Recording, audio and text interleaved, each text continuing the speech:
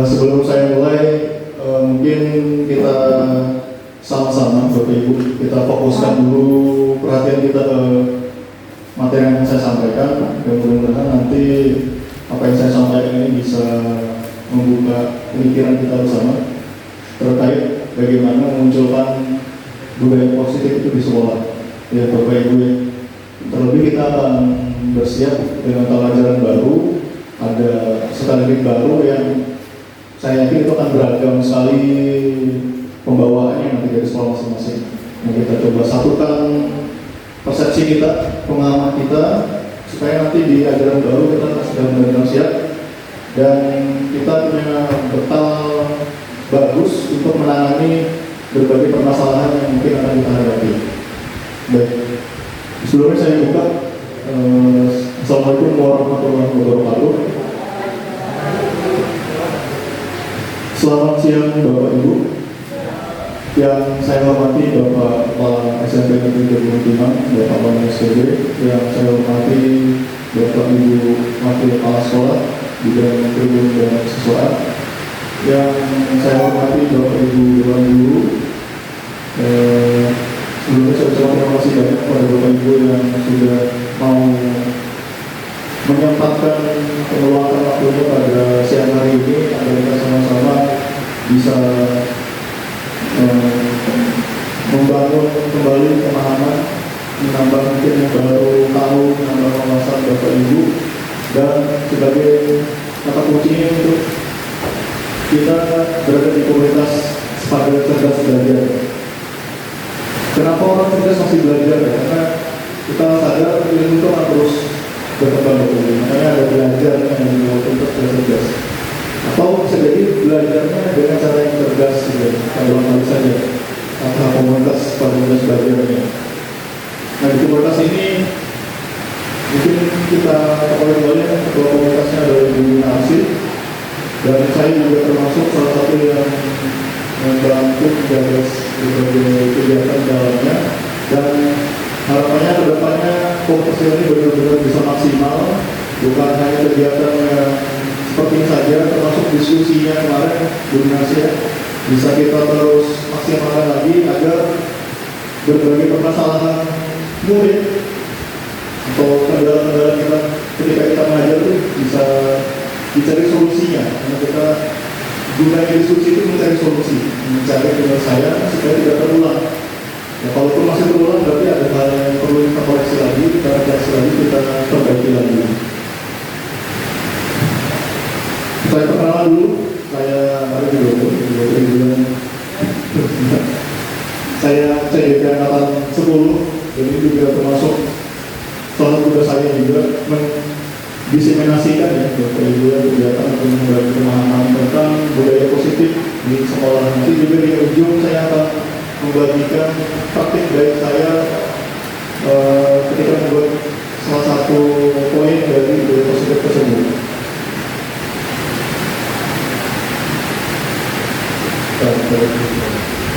Adapun tujuan kegiatan kita pada siang hari ini, yang pertama Bapak Ibu dapat memahami konsep-konsep inti dalam modul budaya positif. Ini adalah inti hari dari modul budaya positif. Nanti akan saya bagikan juga beberapa tahapan perencanaan Bapak Ibu terkait dengan penerapan budaya positif di sekolah. Kemudian Bapak Ibu memahami pentingnya menciptakan lingkungan yang aman dan nyaman. Ya, yang aman dan nyaman melalui disiplin positif di sekolah. Sebelum kita lanjut, kita sepakati dulu kegiatan hari ini. Yang pertama, ini saya tulis ya, jadi Bapak Ibu bisa mengurangi atau menambahkan supaya kita dalam kegiatan diberikan kelancaran. Yang pertama, tidak meninggalkan kelas selama sesi berlangsung. Bapak Ibu sepakat ya? Sepakat? Sepakat sebelum. Kemudian tidak membuka dan menyalakan HP ke bawah selama kegiatan berlangsung. Untuk foto-foto di kesalahan. Tapi untuk yang mudah lain sebaiknya itu dari. Berikutnya berpartisipasi aktif dalam diskusi. Nanti kita akan saling bertukar pendapat, kita berbagi pengalaman terkait tentang disiplin di sekolah kita, mungkin ada bapak ibu yang punya triknya khusus yang itu ampuh, atau mungkin saya sudah pakai trik ini tapi belum berhasil, kita coba nanti diskusi sama-sama. Berikutnya kita saling menghargai pendapat sekolah ini, tidak ada yang benar, tidak ada yang salah. Pendapat itu selama masih sesuai konteks, saya anggap ya sah-sah saja bapak ibu. Kecuali melenceng kita membahas budaya positif yang dibahas tentang penilaian kinerja. Ya itu kan beda topik. Tapi kalau masih pembahasan tentang budaya positif, disiplin di sekolah, permasalahan siswa itu masih kita anggap masih masuk dalam topik yang kita bahas. Kemudian yang kelima, bertanya, memberi pendapat dengan tertib dulu Bapak Ibu. Silakan ya, ini sambil mencatat, mungkin jika ada hal yang ketika penyampaian ada hal yang perlu ditanyakan, bisa kalau saya mampu menjawab, saya jawab. Kalau tidak, nanti mungkin ada yang lebih bisa menjawab dari Bapak Kepala Sekolah atau dari siswaan, ataupun nanti saya bawa ke forum yang lebih besar di kegiatan pelajaran saya di CDP. Ini sepakat sama Bapak? Sepakat. Terima kasih atas kesepakatannya. Kita lanjutkan. Nah ini kita refleksikan dulu Bapak Ibu. Jadi kita akan merefleksikan pengalaman Bapak Ibu dalam penerapan disiplin di sekolah. Ini masih disiplin, belum ada kata positifnya, masih disiplin saja Bapak Ibu. Nanti saya minta mungkin beberapa Bapak Ibu untuk memberikan, menceritakan pengalamannya terkait yang pertama apa yang itu Bapak Ibu ingat ya. Ketika terjadi sebuah pelanggaran di sekolah, kemudian Bapak Ibu sebagai guru bagaimana harus menindaklanjutinya. Untuk cara menjawabnya mungkin bisa dijawab. Jadi apa yang terjadi pada saat itu, jadi pelanggaran apa yang terjadi, kemudian apa yang Bapak Ibu katakan atau lakukan ketika terjadi pelanggaran. Berikutnya reaksi siswa ketika melakukan pelanggaran itu. Jadi siswa seperti apa, reaksi guru juga seperti apa. Dan terakhir bagaimana perasaan Bapak Ibu ketika melakukan itu, melakukan penindakan pelanggaran. Baik, mungkin ada yang mau terlebih dahulu menceritakan pengalaman. Ada? Silakan Bapak Ibu. Terbaca ya Bapak Ibu ya? Terbaca ya. Yang mau berbagi pengalaman, boleh mungkin dari Bapak Sekolah, dari Pak Marius, dari Bapak Ibu yang lain. Mikir situ ya Pak ya? Oh ya, silakan Pak. Mana yang mau berbagi? Ya, baik. Ya, terima kasih kepada Pak Arif narasumber kita. Ya, baik. Jadi saya beberapa tahun saja yang tidak mengajar ya. Selama sudah ada Pak siapa namanya Bu Yuli dan Pak Wayan. Nah sebelumnya saya mengajar kelas 7 hingga kelas 9. Di 3 kelas saya sendiri saya sebagai pemimpin, terus sekolah di sini saya juga mengajar. Nah mungkin ada sisa-sisanya yang saya ingat yang bisa saya bagikan. Ini tidak selamanya benar ya, tapi itu bagi saya ya. Itu tidak bisa menjadi ya perenungan juga. Jadi saya memang belum mengenal namanya pekerja kelas ya, belum kenal saya. Tapi saya sudah membuat sebuah kesepakatan juga. Kalau sudah jam masuk, saya katakan dengan anak ya masuk. Karena kalau sempat saya masuk, mereka tidak dilarang saya masuk, kecuali alasannya memang logis. Nah itu satu ya. Dan Pak saat bertugas ya, saat ada tugas yang saya berikan pada anak ya apakah individu per kelompok ya, saya sangat sangat menekankan pada anak ini untuk mengerjakan tugas, bukan tugasnya itu baik tidak baik, benar tidak benar, tapi tanggung jawabnya atas tugasnya itu yang saya inginkan. Kalau benar saya tidak jadi masalah. Nah makanya sampai anak ini tidak melaksanakan tugas, mengerjakan tugas, dia akan dapat sanksi. Sanksinya juga mendidik dan sifatnya belajar. Bisa saya suruh dia menambah soal, bisa saat itu. Bisa juga saya sanksikan, beri sanksi dia menghafal kata benda atau menghitung 1 sampai 50 berulang kali, tapi masih konteks bahasa Inggris seperti itu ya. Nah sehingga anak-anak ini Satgas saya mereka tidak bisa main-main dari segi disiplin masuk, dari segi disiplin melaksanakan mengerjakan tugas ya. Saat diskusi pun mereka tertib. Jadi kita buat untuk tertib itu bisa bentuk pengurus kelasnya, ada penulis, ada juru bicaranya, ya, juga saya bentuk itu. Dan saya selidiki dengan permainan-permainan. Saya dari dulu memang suka dalam pelajaran bermainnya, bermain kadang bawa keluar ya, untuk menetralkan suasana supaya semakin semangat. Dan kalau anak ini saya amati sudah bosan, saya langsung stop dulu belajar. Saya kembali refresh pemikiran mereka, baru kita kembali lagi. Jadi memang dari dulu saya memang tidak mampu kalau kita dari awal sampai akhir pelajaran berpidato, tidak sanggup saya. Jadi saya hanya memberi petunjuk ya pada anak-anak mengerjakan tugas dan memantau setelah itu. Dan demikian saya kira yang dapat saya sampaikan dan saya lakukan pada waktu saat saya masih sebagai guru ya. Semoga bermanfaat dan bisa sebagai gambaran kepada Bapak Ibu sekalian. Demikian, terima kasih dan saya kembalikan pada Pak Arif. Beri tepuk tangan dulu untuk Bapak Kolonel terkait pengalaman beliau ketika jabatan beliau sebagai guru, karena guru bahasa Inggris sebelum ada saat menjadi kepala sekolah, dengan pengalaman beliau ketika ada siswa yang melakukan pelanggaran, terlambat mengerjakan tugas, ada pemberian, ada salah satunya dilarang masuk atau ada tugas tambahan atau memberi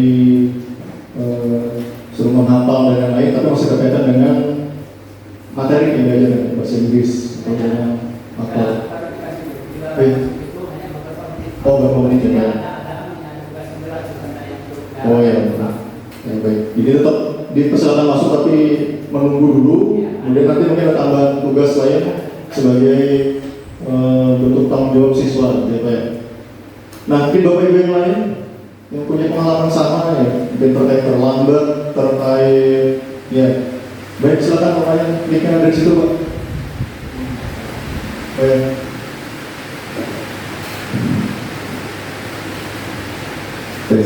Iya, nah, saya ikut meramaikan Bapak Ibu ya.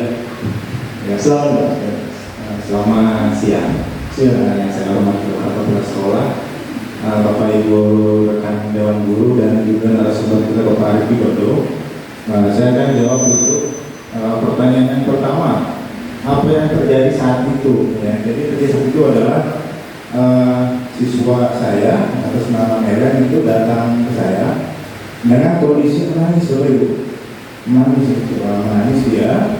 Kemudian saya bilang, Pak, dia lapor ke saya.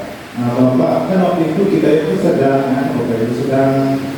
lagi motong-motong rotan, Bapak Ibu ya. Nah, rotan-rotan itu ternyata dia pakai mukul anak-anak untuk menjadi hitungannya, ternyata mukul temannya pakai rotan.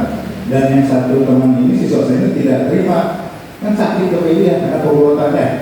Nah, jadi dilaporlah ke saya waktu itu, Pak, siswa ini mukul saya sambil matanya berair menangis begitu.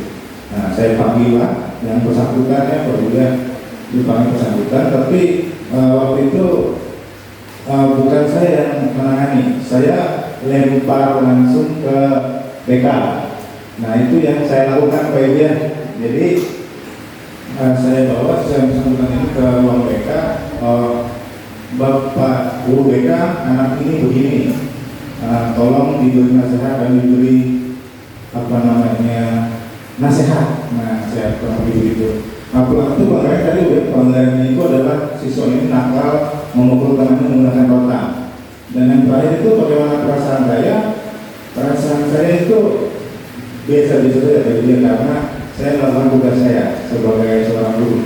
Jadi tidak ada hal yang luar biasa saja. Itu tadi kalau saya Pak Ibu ya, kalau ada siswa saya yang melapor ke saya,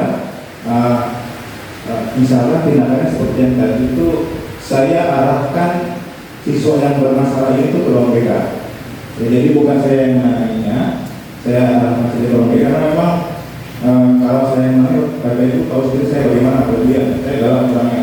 Takutnya kalau saya menangani anak ini trauma, itu saya tidak mau. Nah, mungkin itu saya itu pengalaman yang saya bagikan kepada sekalian. Sekian, terima kasih. Baik, tepuk tangan dulu untuk yang lain.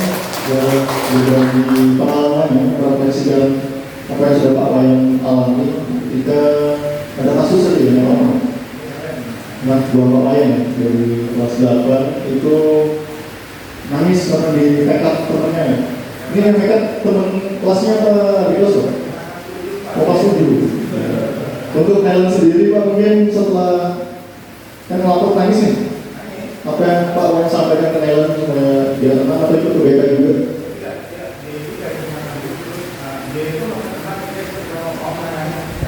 Oh ya, ketika ada yang menangani kasusnya baru tenang ya. Oh iya, ini ada tambahan sedikit Bapak Ibu. Jadi begini, ketika ada siswa yang mengadu kepada kita, apapun masalahnya Bapak Ibu tolong segera ditangani karena supaya siswa itu tidak merasa sia-sia melapor kepada kita. Nah, karena saya pernah dapat aduan bahwa saya pernah lapor Pak, tapi tidak dihiraukan gitu. Tolong jangan begitu Bapak Ibu ya, semuanya. Nah, karena takutnya siswa ini hilang kepercayaan kepada kita. Ya, begitu ya. Jadi ketika ada masalah, ketika kita sudah menangani siswa ini itu puas dia sudah dia. Jadi kita tidak perlu lagi ngasih apa-apa ke dia. Dia merasa bahwa dia sudah ditangani, sudah dikasih apa namanya, bukan hukuman yang namanya, tapi perlindungan kepada dia yang mengalami hal yang tidak menyenangkan tersebut, dan juga yang melakukan kegiatan itu sudah dikasih ganjaran juga. Nah, mungkin itu saya lebih ya, itu tambahan dari saya. Terima kasih. Pak Wayan juga. Ya, boleh saya menanggapi Pak Wayan tadi. Itu langkah tindakan yang benar ya. Jadi untuk pelanggaran yang dilakukan oleh siswa tadi adalah pelanggaran yang sifatnya umum ya. Dan hanya kalau pelanggaran itu terjadi dalam kelas, itu memang tanggung jawab dari Pak Wayan selaku pengaku Dinas Pendidikan Sektor. Ya, jadi umum. Dan dalam hal menangani itu jangan kita abaikan itu. Ya kalau kita abaikan, ya kalau kita kemana lagi mereka mengadunya. Ya, dan bila itu hal itu berkembang, yang kelirunya, yang salahnya, ya kita ya. Kalau ada hal yang mau anak-anak adukan dan lain, tapi ya kita tetapi secara bijaksana juga ya kebenarannya, keakuratannya, sehingga kita tidak sepihak nanti atau tidak memproduksi A si B ya. Itu saya pikir. Terima kasih Pak Wayan, kembali pada Pak Ari. Terima kasih Pak sudah menguatkan lagi kita yang jadi terkait apa yang sudah dilakukan Wayan sudah baik. Jadi tidak, yang pertama tidak mengabaikan dulu laporan dari siswa. Jadi siswa kita bangun kepercayaan dengan guru. Jadi kita bangun kedekatan itu bukan nongkrong sama siswa ya. Ya dekatnya tadi salah satunya dengan cara ketika siswa itu ada problem, ada masalah, kita mencoba merespon walaupun kita tidak mampu untuk menyelesaikannya. Siapa yang mampu ditekankan guru ini, kita coba minta bantuan gitu. Jadi ada kolaborasi, Pak Wayan berkolaborasi dengan Pak Margapi untuk menyelesaikan masalah. Siswa kelas 7 dia yang berbuat pelanggaran. Mungkin ada lagi dari Bapak Ibu? Ini baru satu saja.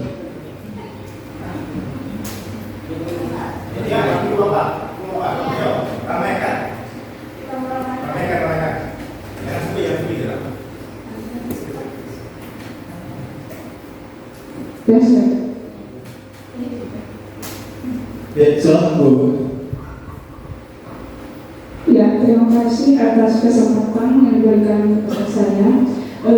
Ini pengalaman saya sebagai guru dan wali kelas. Ya, pada saat itu ada siswa kelas 7 kedapatan membawa rokok, ya, membawa rokok ke sekolah, dan ketahuan mereka merokok bersama teman-temannya. Jadi tindakan yang saya lakukan, saya menegur si anak ini supaya jangan lagi membawa rokok ke sekolah, karena ke sekolah kan tidak ada peraturan membawa rokok ke sekolah. Itu suatu pelanggaran bagi si anak tersebut.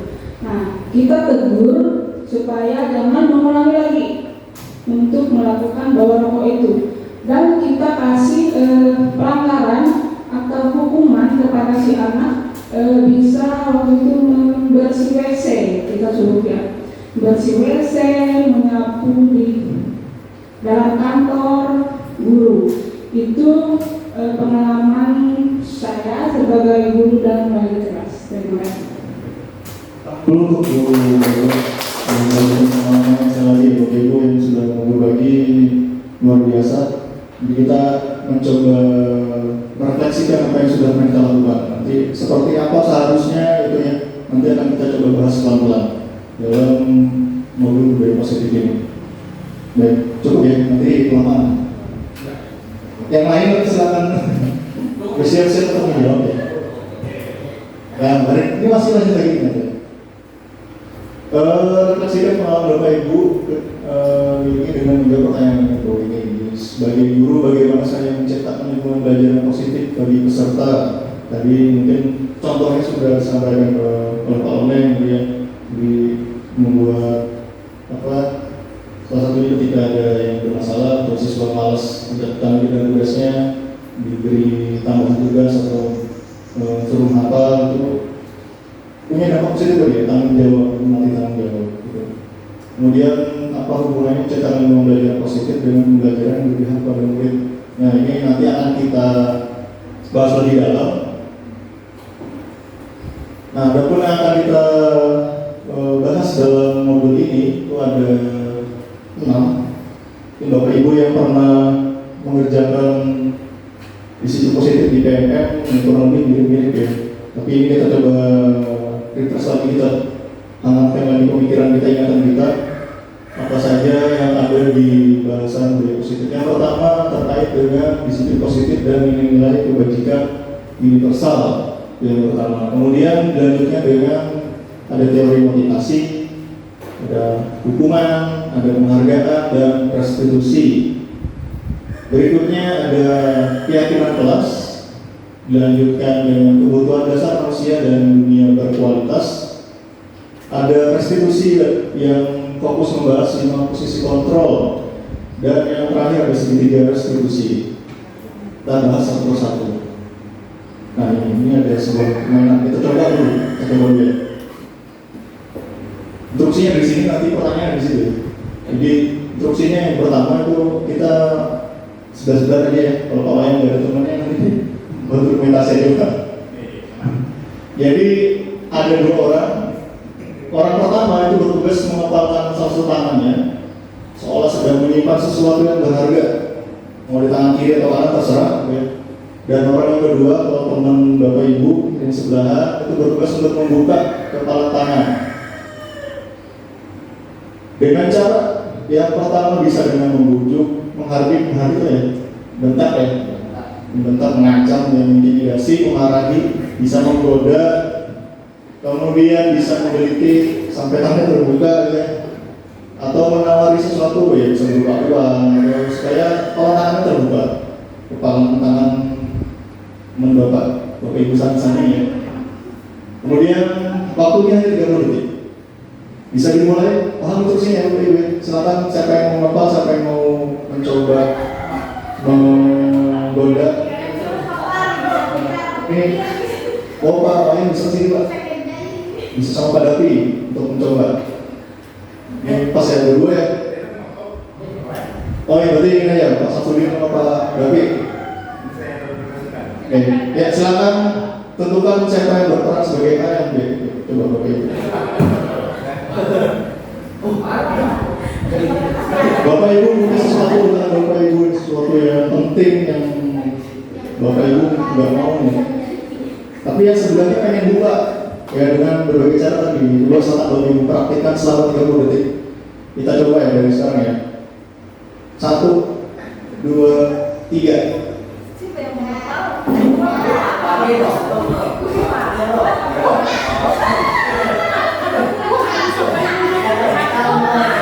Lepasan semua Pak Berdaki. Coba dulu Pak.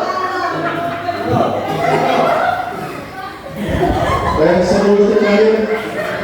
10, 9, 8, 7, 6, 5, 3, 2, 1. Ya, betul ya. Tepuk tangan dulu untuk semua. saya segera dulu. Baik, Bapak Ibu, saya mau tanya dulu sebelum ke sini ya. Yang berhasil membuka tangan temannya katakan. Oh, berhasil, yang berhasil. Yang gagal katakan. Yang gagal tangan temannya baru membuka katakan. Yang membuka sendiri. Buka sendiri. Itu nggak ada namanya aja. Nggak ada yang berharga gitu. Berhasil semua apa ada yang gagal? Berhasil semua. Ya. Yang berikutnya kita lihat di poin 2. Apakah Anda atau si B tadi gitu ya membuka kepala tangan Anda? Apa alasannya? Dan kenapa si A yang mau membuka tangannya itu? Ada yang membuka mungkin? Tadi ada ya. Coba jelaskan alasannya kenapa mau membuka tangannya Bu. Ada oh dua ya. Kita kasih kombinasi yang sedang membuka tangannya. Kenapa alasannya Bu? Diapain sama Bu Astra itu? Baik, terima kasih atas kesempatannya. Jadi saya tadi yang mengepalkan tangan dan Ibu Astri yang membujuk saya dengan segala macam cara. Dan akhirnya memang karena saya sudah melihat Ibu Astri ini sudah berusaha sangat keras, jadi saya buka saja tangan saya. Karena saya sendiri yang membuka tangan saya karena ada usahanya. Tetapi terima kasih. Bu Astri yang keras akhirnya sudah mau membuka. Iya. Yang lain mungkin punya alasan yang lain. Bukan dulu Bu Winarsi dan Bu Astri. Siapa lagi yang buka? Bu Elo, silakan Bu. Halo. Terima kasih atas kesempatan yang diberikan. Tadi yang mengepal tangan itu saya sendiri dan Ibu Bapak sudah berusaha supaya saya bisa membuka kepala tangan saya dengan iming-iming janji nanti dikasih uang. Dengan spontan saya segera melepaskan tangan saya tadi.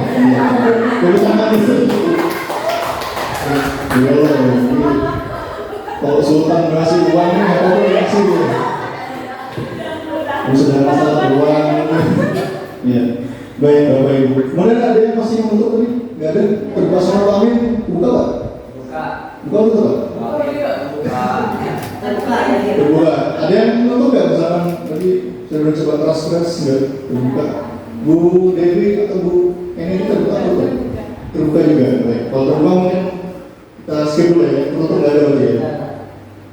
Kita pertanyaan terakhir, dalam kegiatan ini sebenarnya siapa yang punya kendali dalam membuka atau memberi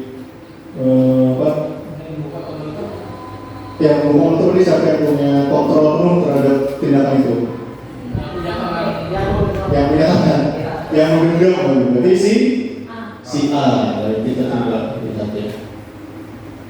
Baik, lewat. Baik, benar. Yang punya kuasa itu adalah si A.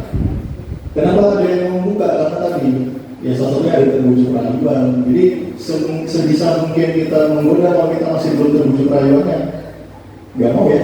Atau diintimidasi seperti apapun, kalau kita masih kekeh dan kita belum mau membukanya, nggak bakal mau. Jadi yang punya kuasa adalah yang punya tangan, bukan yang memaksa. Kalau memang sudah sangat terpaksa tadi, contohnya Bu Elo dengan ingin membuka, gitu. Sebenarnya awal terpaksa Bu ya, terpaksa, tapi kan saling menguntungkan, akhirnya mau membuka.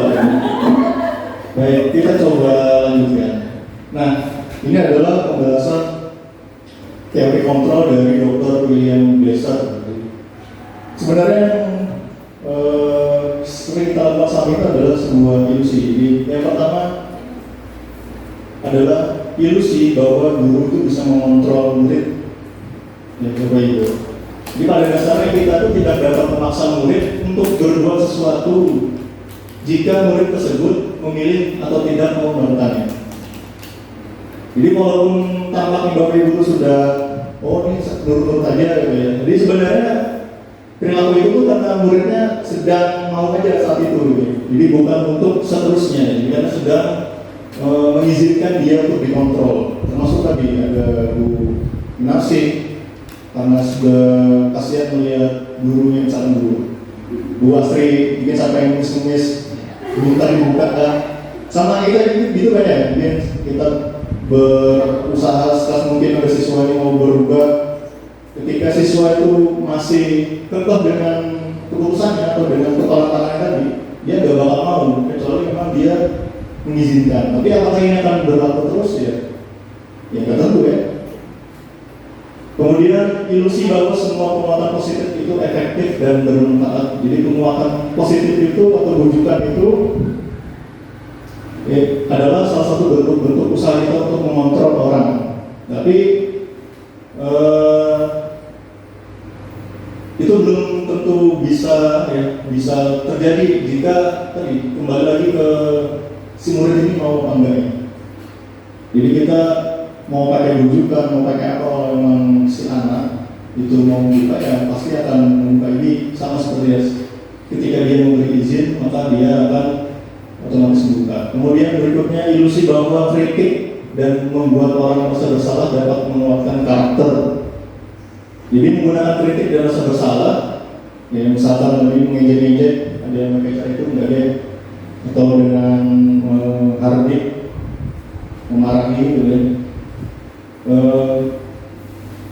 Untuk mengontrol murid menuju pada aktivitas gagal. Jadi cara kritik atau membuat rasa bersalah itu membuat murid menuju pada aktivitas gagal. Jadi mereka akan merasa buruk tentang dirinya.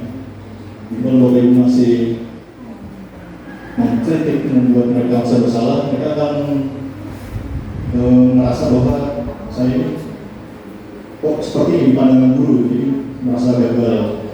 Berikutnya, ilusi bahwa orang dewasa itu memiliki hak untuk memaksa. Nah, ini juga sama kita sebagai orang tua ya. Ketika kita orang tua, kita punya anak, kita punya hak penuh untuk mengatur mereka, mengontrol perilaku mereka. Padahal itu ilusi saja. Jadi orang dewasa itu percaya bahwa mereka memiliki tanggung jawab untuk membuat murid-murid berbuat hal tertentu. Nah, pada saat itu pula orang dewasa itu menyadari bahwa perilaku memaksa itu tidak akan efektif untuk jangka waktu panjang. Jadi sebuah hubungan permusuhan akan terbentuk.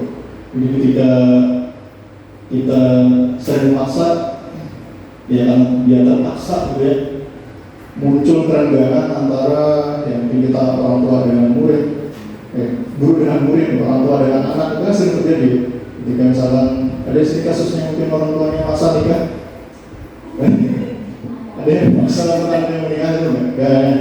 Pasti ketika ada perilaku tersebut, anak itu kan mulai renggang ya, karena dia punya pilihan sendiri tapi dipaksa. Soalnya kan anaknya tadi mau membuka, mau mengizinkan itu terjadi pada dirinya. Nah, ini adalah perbandingan antara stimulus respon dengan teori kontrol ya.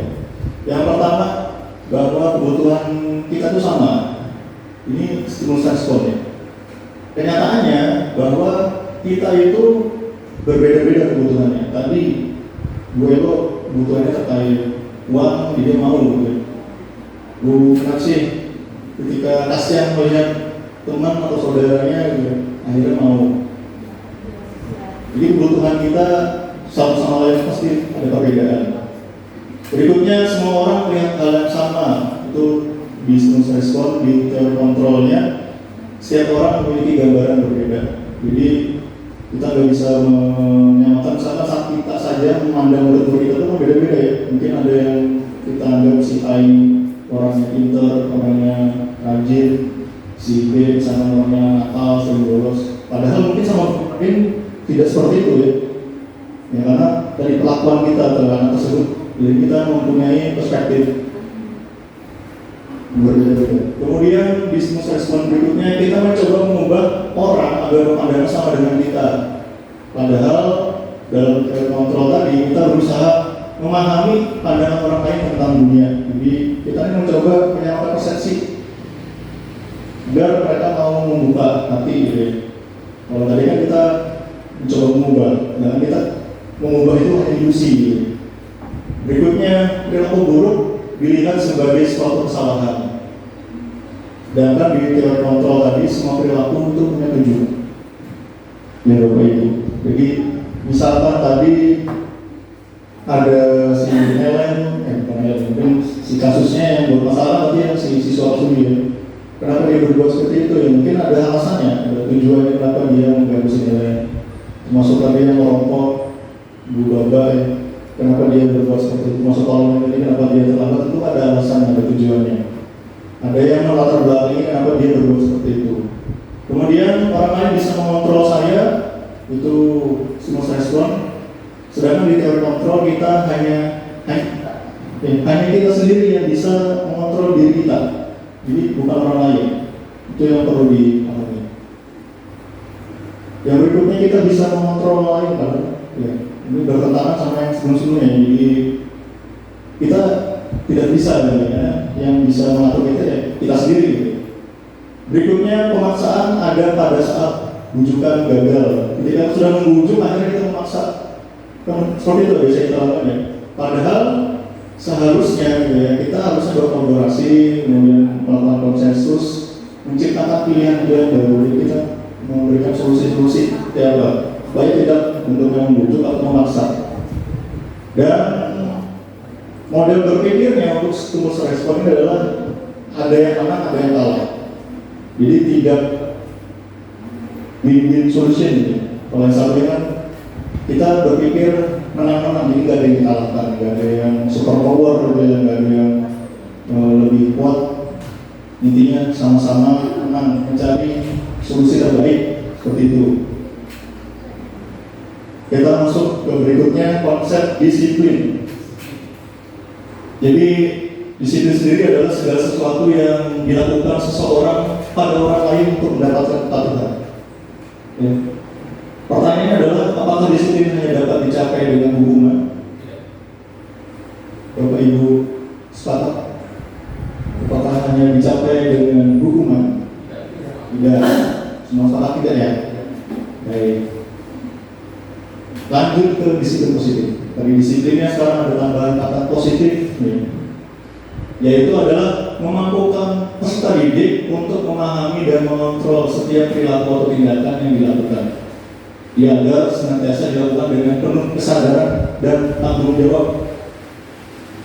Tujuannya apa ya? Sebagai bentuk menghormati diri sendiri dan orang lain. Jadi bukan karena si A, si B, atau karena saya takut sama si A, si B.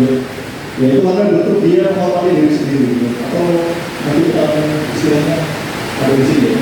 Jadi sebagai pendidik, tujuan kita adalah menciptakan anak-anak yang memiliki disiplin diri. Jadi bukan karena pengaruh luar, tapi mereka punya disiplin diri. Sehingga mereka bisa berperilaku dengan mengatur pada nilai-nilai kebaikan universal yang kita bahas dan memiliki motivasi prinsip motivasi itu dari dalam diri dari internal.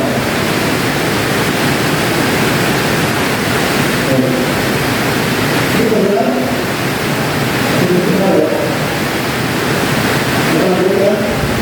Berikutnya adalah nilai-nilai kebaikan universal. Nah, Bapak Ibu, kita kolaborasi kita sudah mengenali salah satu nilai kebaikan yang kita lakukan pada kelima itu adalah bentuknya dari kebaikan juga. Yang kebaikan itu sebenarnya itu sifat-sifat positif manusia yang merupakan tujuan-tujuan yang dicapai setiap individu. Kenapa universal? Karena ini tidak hanya berlaku di daerah tertentu atau di negara itu, ini berlaku pada negara lain juga. Jadi universal ini makanya meluas. Jadi seluruh dunia pun itu mengakui ini adalah sebuah negara kebaikan. Jadi bukan hanya di desa kita saja, atau di desa sana. Kreatif itu suatu masalah, tidak ada. Itu suatu kebaikan, yang positif gitu. Dia ada profil Pancasila, kemudian ada juga dari kebaikan esensial. Nah ini salah satunya ada empati, ada suara hati, ada kontrol diri, rasa hormat, ada kebaikan, toleransi dan keadilan. Pertanyaan berikutnya adalah bagaimana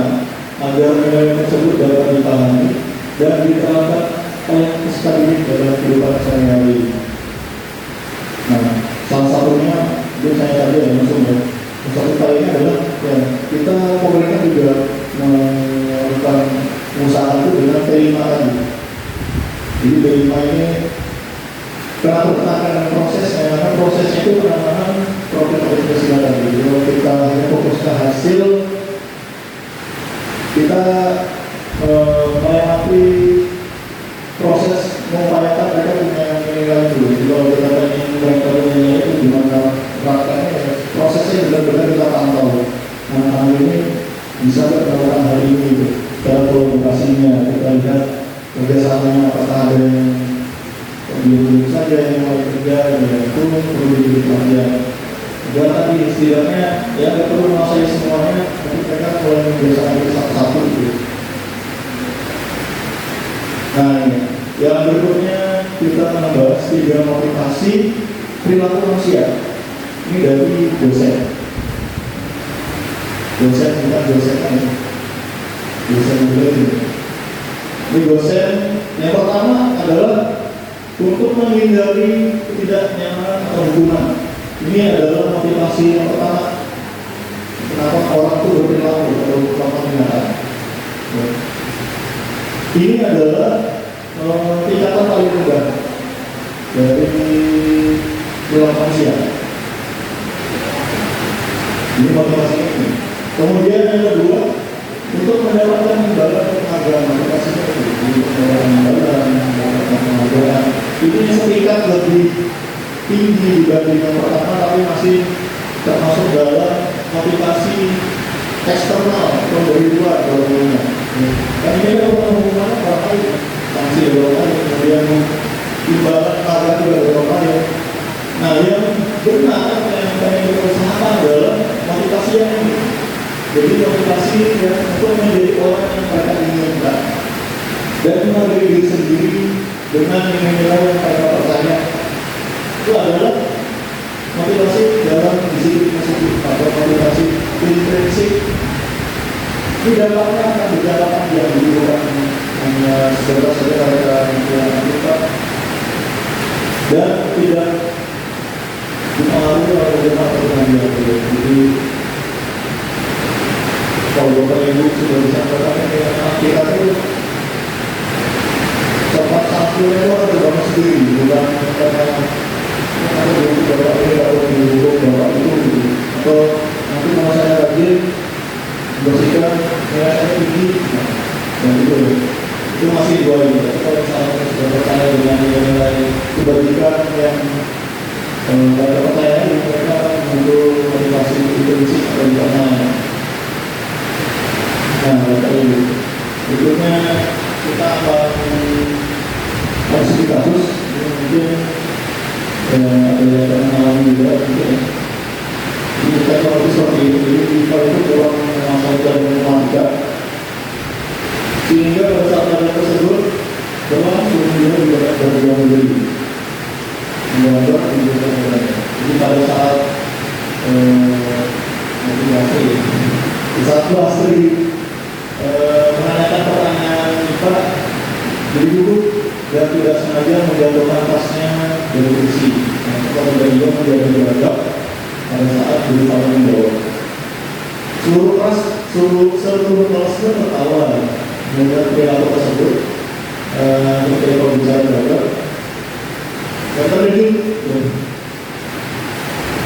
Bu Astri pun membesarkan membiarkan teman-temannya menertawakan IPA yang terjaga dan luar biasa, dan malahan minta IPA untuk maju ke depan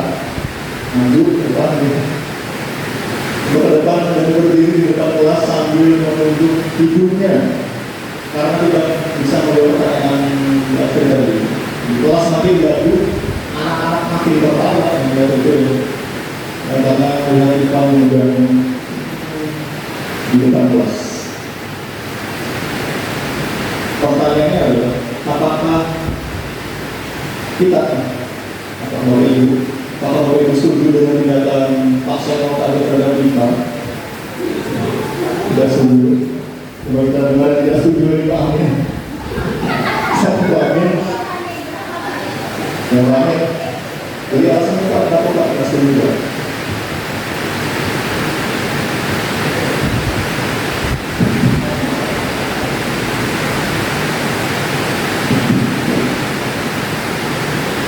Ya, terima kasih atas kebenarannya dari jawaban saya. Apakah ada tindakan Pak Sektor terhadap kita mengapa jelas tidak setuju karena itu dalam pembulian termasuk membuat malu anak itu. Ya, Cukup Pak, nggak ada tambah lagi. Baik, bukan dulu Pak Andi. Ini ada lagi yang mau memberi pendapat atau ada sini? Ya sini semua ya. Ada sini kan? Bahasa ini boleh. Ya. Kita ambil pertanyaan berikutnya. Nah, menurut Anda tindakan pasien terhadap kita adalah sebuah hukuman atau konsekuensi? Ini bentuknya hukuman. Berapa ya? Berapa kelas dan itu termasuk hukuman atau konsekuensi? Oke, yang belum jawab, mungkin ada yang mengembangkan suara emasnya. Dan yang mau sekali memberikan pendapatnya. Ya, saya Basri. Halo. Baik, terima kasih. Kalau menurut saya pada awalnya kan dia tidak menyukai mata pelajaran matematika SIPA. Nah, jadi dia tidak memperhatikan awalnya kan. Nah, jadi kalau menurut saya itu yang dilakukan oleh Pak Senior ini merupakan konsekuensi, bukan karena dia tidak memperhatikan awalnya.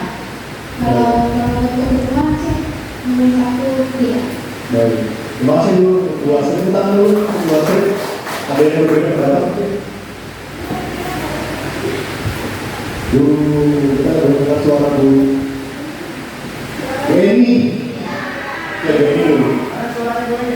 Silakan Bu.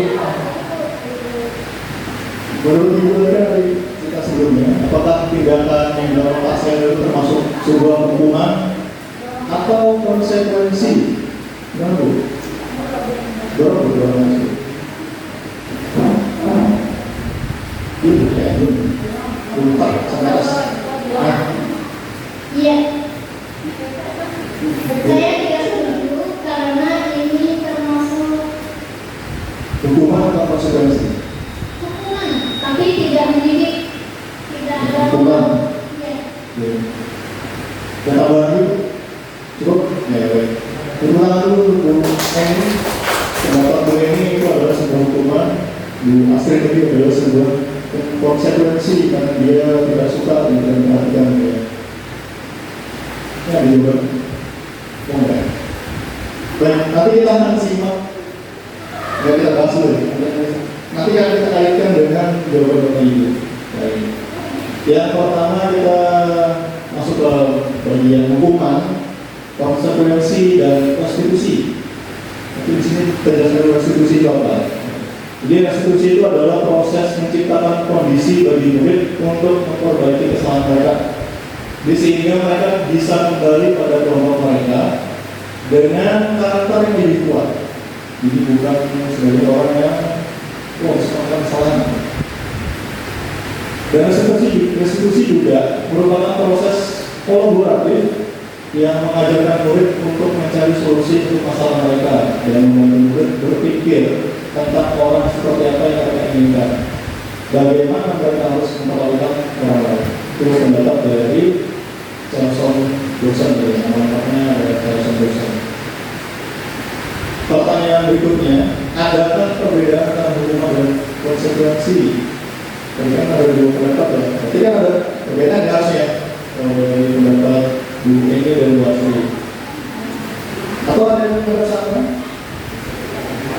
Nah, bila sama di mata samanya ada yang menganggap konsekuensi dan hukuman itu sama? Ada? Apa semua sepakat itu beda? Beda ya? Kalau semua sepakat beda, kita akan bahas. Nah, ini dia. Terbaca Bapak Ibu? Baca ya? Baik, kita akan melihat ini tabel perbedaan antara hukuman, antara konsekuensi dan eksekusi. Dari ini ke sini ya, ini ada kenaikan levelnya. hukuman ini masuk dalam tabel atau psikologi normal itu termasuk identitas gagal. Jadi ketika kita berhukuman, maka kita sudah mencap itu biasa gagal. Sedangkan konsekuensi dan eksekusi itu adalah proses penerapan disiplin untuk membentuk identitas sukses. Jadi identitasnya jadi orang sukses, tapi yang lebih baik adalah sebelah sini. Kita lihat dulu, pertama, hukuman itu sesuatu yang menyakitkan harus terjadi. Seperti itu ya. Sepakat ya. Hukuman itu sesuatu yang menyakitkan. Kalau nggak menyakitkan ya bukan hukuman, hadiah ya. Kemudian kalau dikonsekuensi sesuatu harus terjadi. Sebagai bentuk tanggung jawabnya. Ya. Misalkan kita memperhatikan jelas atau ketika kita pikir ada pas teman jatuh, kita dalamnya ada bawa laptop yang rusak, kita mengganti, itu sebenarnya bukan sebuah hukuman. Itu konsekuensi yang dilakukan, ganti bahan benarnya.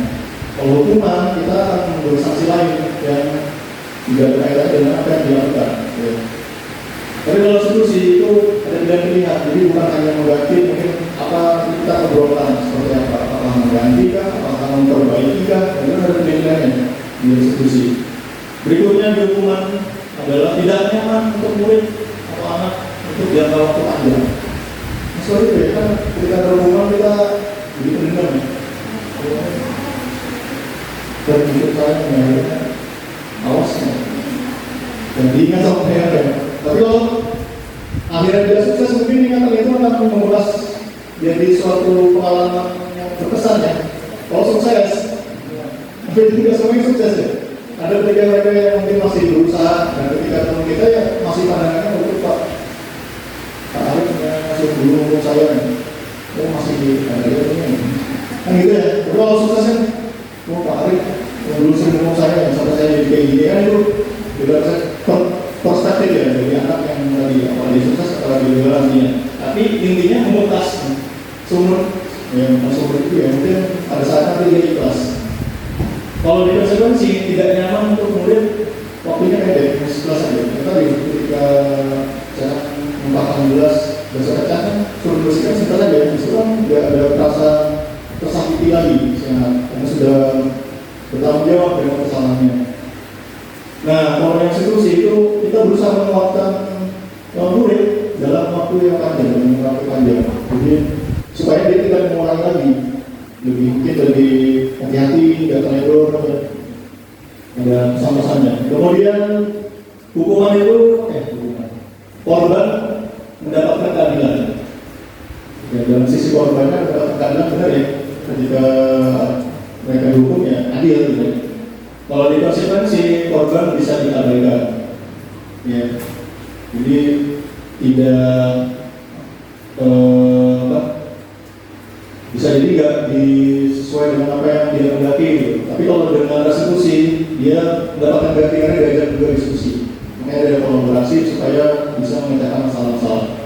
Nah berikutnya murid akan tersakiti. Kalau konsekuensi murid dibuat tidak nyaman, ya. Restitusi mendapatkan penguatan.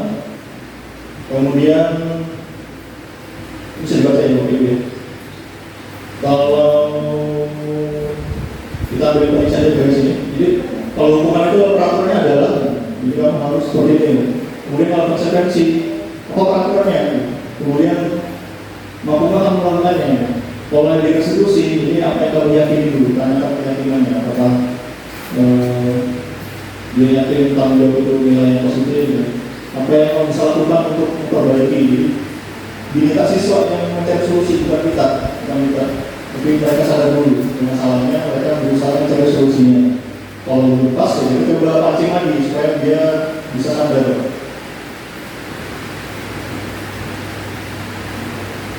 Nah, kita lanjutkan. Nah, untuk hukuman itu dibuat oleh guru. Udah ya, soalnya ya. Sedangkan kalau konsekuensi itu dibuat oleh guru dan murid. Misalkan seperti di kelas ada yang nggak pikir konsekuensinya apa, ada sempat diskusi juga. Kalau restitusi itu solusinya adalah dari anak itu sendiri. Ya, itu yang membedakan. Kemudian sifat-sifatnya, kalau hukuman itu masih kategori negatif. Konsekuensi itu netral. Nah, sedangkan yang positif adalah restitusi. Jadi kalau kita menerapkan disiplin positif atau menerapkan budaya positif, kita berusaha melarikannya ke restitusi dibanding ke hukuman. Kalau hukuman sudah di bawah. Kalau konsekuensi masih sifatnya netral, masih boleh saja, tapi kalau bisa direstitusi ya restitusi. Untuk modelnya hukuman paksaan, kalau konsekuensi stimulus respon, kalau sulit ke kontrol tadi. Untuk konsep dirinya hukuman itu buruk, untuk konsekuensi masa diri balik dan restitusi itu kuat. Nah, ini ada pertanyaan. Untuk menguatkan pemahaman ibu, membedakan yang mana hukuman, yang mana konsekuensi. Balik lagi. Coba ini tadi yang belum menjawab bisa memberi pendapat. Kemudian ibu ya, misalnya dari nomor 1 kira-kira dulu. Nanti kita ya. Yang lain boleh menjawab berarti nanti cetakan jawabannya. Nanti ada jawaban. Silakan nomor 1.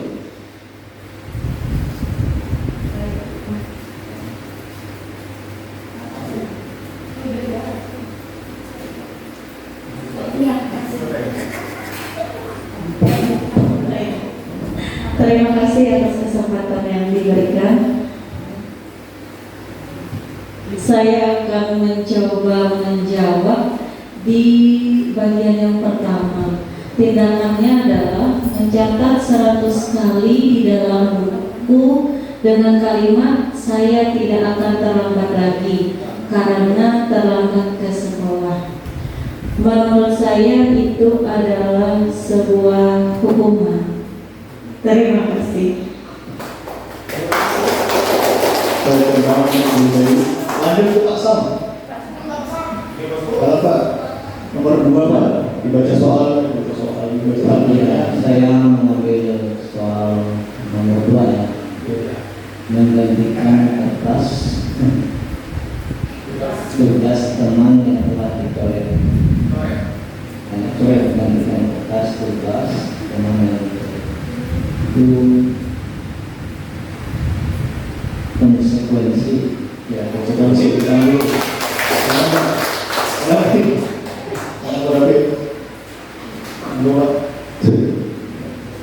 nomor 3 berdiri di tengah lapangan upacara karena datang terlambat. Kalau menurut saya ini termasuk hukuman. Itu ya itu ya. Tangan dulu berarti lagi yang mengalami sisa 2. Ya, silakan ya. Tadi pertama hukuman, konsekuensi dari apa? Hukuman. Iya. Baiklah, saya akan mencoba menjawab yang keempat. Membersihkan misi sekolah karena tidak mengumpulkan tugas itu adalah konsekuensi menurut saya. Terima kasih. Tangan dulu. Lanjut. Siapa mau? 12 silakan dulu. Mau Paliki ya? Paliki dulu ya. Ya, terima kasih.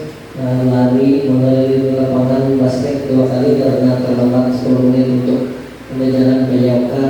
Ini mungkin masih kategori konsekuensi karena kita masih sesuai dengan mata pelajaran.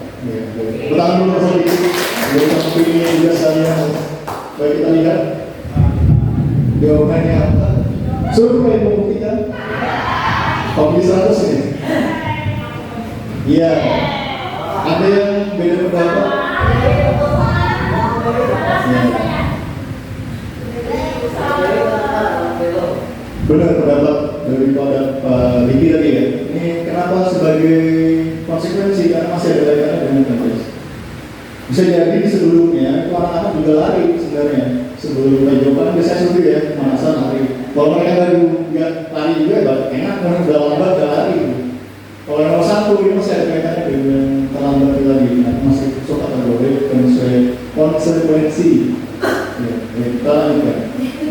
Oh yang kedua ya, kenapa sih? Nah, konsekuensi itu hukuman. Ya, karena masih nggak sesuai. Menurut gas kepalanya komisi KTC itu bisa kita ubah. Nah, berikutnya terkait pembahasan dihukum oleh penghargaan. Yang pertama adalah pengaruh jangka pendek dan jangka panjang. Jadi penghargaan itu efektif jika kita menginginkan seorang untuk melakukan sesuatu yang kita inginkan dalam jangka waktu pendek. Ya. Kemudian jika menggunakan penghargaan lagi dan lagi, maka orang tersebut akan bergantung pada penghargaan. Ya, serta kehilangan motivasi dari dalam. Jika sering diberi penghargaan, akhirnya bergantung. Ya, kalau dikasih penghargaan seperti apa ya? Jadi jika kita mendapatkan penghargaan untuk melakukan sesuatu yang baik, maka selain kita senantiasa berharap mendapat penghargaan tersebut lagi, kita pun tidak menyadari tindakan baik yang kita lakukan. Jadi kita tidak sadar, padahal sebenarnya itu tindakan yang positif, tindakan yang baik. Tapi karena kita menganggap tindakan baik ini ada penghargaannya, ya kita motivasinya beda, bukan berbuat baik tapi mendapatkan penghargaan. Berikutnya, penghargaan itu tidak efektif. Jadi yang pertama, suatu penghargaan adalah suatu benda atau peristiwa yang diinginkan yang dibuat dengan persyaratan. Hanya jika Anda melakukan hal ini, maka Anda mendapatkan penghargaan yang diinginkan. Kemudian jika saya mengharapkan suatu penghargaan dan tidak mendapatkannya, maka saya akan kecewa dan kecil hati. Serta kemungkinan lain saya tidak akan berusaha keras sebelumnya. Karena tadi masa gagal ya mendapat penghargaan. Kemudian jika kita memberikan seorang penghargaan untuk melakukan sesuatu, maka kita harus terus-menerus memberikan penghargaan. Di perlu modal ya, terus kasih penghargaan. Jadi supaya kamu terus berperilaku sesuai apa yang kita inginkan. Dan yang terakhir, orang yang berusaha berhenti merokok atau orang yang berusaha diet, menguruskan badan, bila diberikan penghargaan hampir pasti tidak berhasil. Ini bukan berapa saya, ini dari Alfi Report. Rupanya beberapa mungkin ada berhasil, ada enggak ya. Kalau real rokok atau diet, ya, tapi benar kan kalau misalnya kita motivasinya karena penghargaan, mungkin kursi sebentar aja. Yang mungkin setahun nanti kalau sudah mendapat penghargaan lagi, yang mulai lagi gembung lagi badan. Lanjut, penghargaan itu merusak hubungan. Ya. Jadi ketika seorang diberi penghargaan atau dipuji di depan orang banyak, maka yang lain akan merasa iri. Jadi sebagian dari mereka akan tidak menyukai orang yang diberikan penghargaan, ini muncul persaingan. Kemudian jika seorang guru sering memberikan penghargaan kepada murid-muridnya, besar kemungkinan muridnya termotivasi hanya untuk menyenangkan gurunya. Jadi semuknya, mereka motivasinya pura-pura gurunya. Mereka tidak akan bisa jujur pada guru tersebut.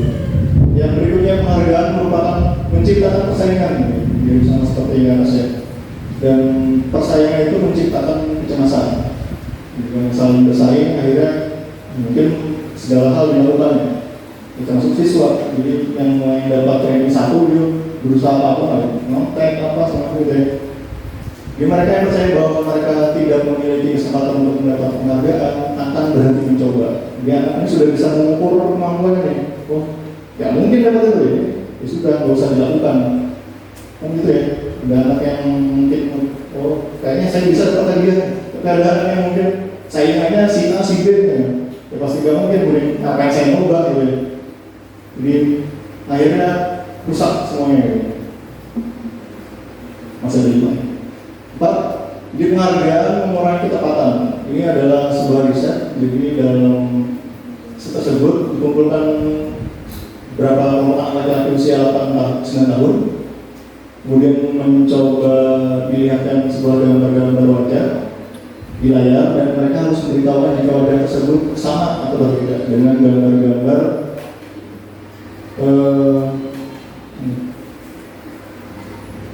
gambar-gambar tersebut hampir sama. Jadi, berapa dari mereka diberi penghargaan dalam bentuk uang pada saat mereka memberikan jawaban benar, sementara yang lain tidak.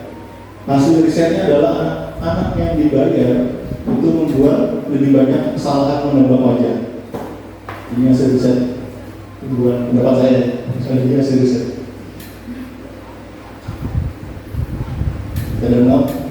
penghargaan menurunkan kualitas.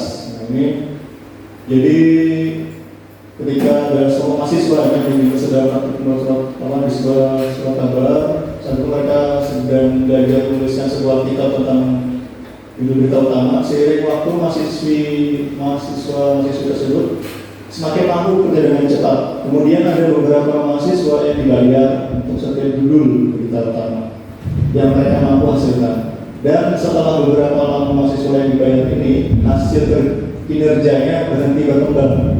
Jadi mereka yang tidak menerima bayaran terus berupaya mengasah diri menjadi lebih baik. Dan itu.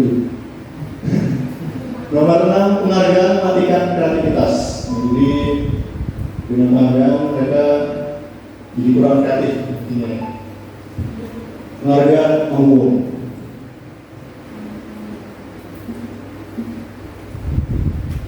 Nah ini yang kita akan alami sebenarnya.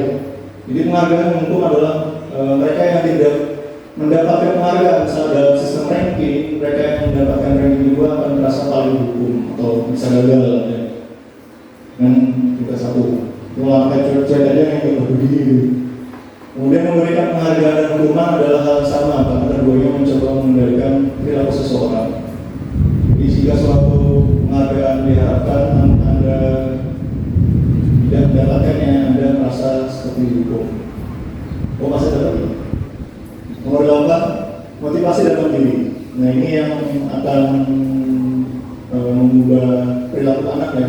Di saat seorang anak belajar untuk pertama kali menggabungkan huruf-huruf dan kata-kata serta menyadari bahwa ia dapat membaca, timbul pijar itu binar di matanya yang berkaca-kaca ya. Muncul pijar di matanya dan sebuah senyuman di wajahnya. Anak tersebut begitu gembira bahwa ia telah mempelajari dan menguasai suatu keterampilan baru. Kesadaran akan kemampuannya bahwa dia sudah dapat membaca sesungguhnya sudah merupakan sebuah penghargaan. Tapi jika kita memberikan penghargaan pada anak tersebut saat dia merasa senang, merasa bangga dengan pencapaian sendiri, maka kita akan mengambil kegembiraannya yang saat itu sedang dia rasakan secara ilmiah. Ya, mungkin seperti anak ya, kalau kita sudah bisa ngoceh dengan terus kita terlalu berlebihan memberikan penghargaan, mungkin anaknya akan berhenti ya, nggak ngoceh lagi gitu. Jadi jangan berlebihan dalam memberikan penghargaan pada anak. Nah, eksekusi dari proses menciptakan kondisi bagi peserta diri untuk memperbaiki kesalahan yang telah mereka lakukan. Jadi guru mengajak murid untuk berefleksi. Jadi kita mengupayakan dia memahami apa kesalahannya gitu ya. Kemudian mencari upaya untuk memperbaiki diri sehingga dia menjadi pribadi lebih baik dan menghargai diri. Baik, Bapak Ibu. Seorang guru ketika kita melakukan kesalahan, jadi tindakan mana yang akan kita lakukan dari memang ini?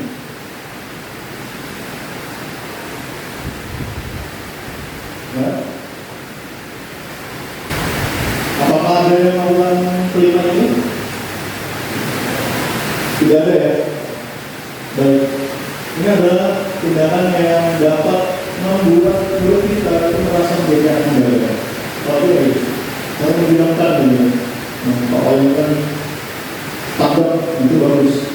Sama menghilangkan dia gagal rasa dari harga. Nah, eksekusi ini beberapa poin penting. Jadi bukan untuk menembus kesalahan, namun untuk belajar dari kesalahan. Kita belajar dari kesalahan. Kemudian memperbaiki hubungan. Ya dari yang korban maupun yang menjadi pelaku gitu. Adalah tawaran, bukan paksaan. Jadi kita memberikan tawaran, mereka memikirkan solusi-solusinya apa gitu. Menuntun untuk melihat ke dalam diri. Berikutnya mencari kebutuhan dasar tindakan. Adalah cara yang paling baik. Dia sukses dan memuatkan, berfokus pada solusi dan kembali murid yang berbuat salah pada kelompoknya lebih baik, secara lebih baik. Nah, lanjut ke bahasan berikutnya itu yang keyakinan kelas, mengapa tidak peraturan kelas saja? Kemudian pertanyaan adalah, mengapa kita memiliki peraturan tentang penggunaan helm pada saat mengendarai kendaraan? Yang berikutnya, mengapa kita memiliki peraturan tentang penggunaan masker dan mencuci tangan setiap saat? Kira-kira kenapa kita ada aturan itu, kenapa kira-kira? Apa yang mendasarkan?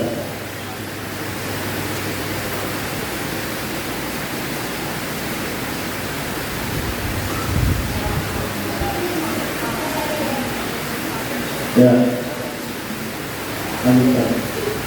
Jadi kedua itu nilai utamanya adalah kenapa ada aturan itu karena keselamatan. Kenapa harus pakai helm? Kemudian kenapa ketika COVID dulu kita pakai masker? Itu adalah nilai keselamatan dan kesehatan. Nah ini yang kita sebut sebuah keyakinan. Jadi kita yakini itu. Makanya ada aturannya, maka ada dasarnya kenapa ada seperti itu. Jadi nilai kebajikan tersebut disepakati secara tersirat dan tersurat, terlepas dari perbedaan suku, negara, bahasa dan agama. Jadi nggak ada suku tertentu boleh saja nggak pakai helm, termasuk kita di desa, boleh aja nggak pakai helm, masih di desa juga. Sebenarnya peraturan itu mengikat di mana pun, mau di desa, mau di kota, kecamatan, yang pakai helm yang itu keselamatan kalau kita percaya kita punya selamat. Jadi seorang akan lebih tergerak dan bersemangat untuk menjalankan keyakinannya. Jadi daripada sekedar mengikuti serangkaian peraturan tertulis, kalau dia sudah yakin dia akan dengan sadar dan melakukan. Jadi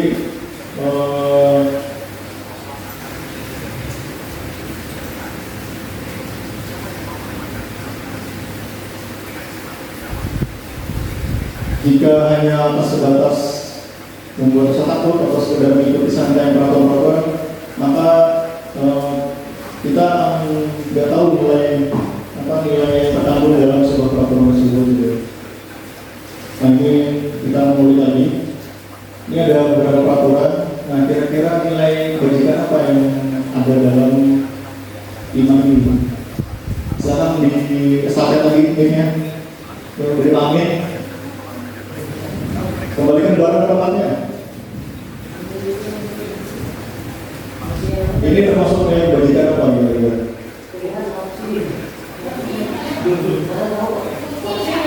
Opsi?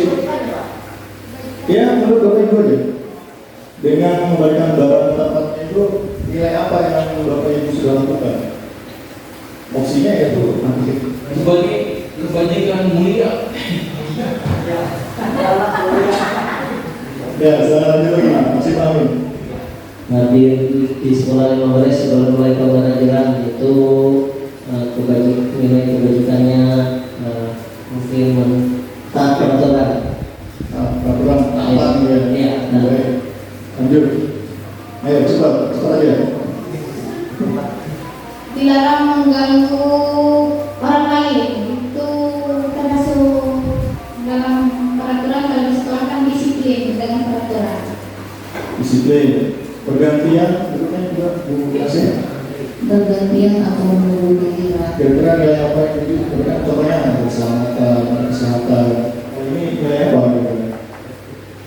Tertib. Yang terakhir. Hadapi.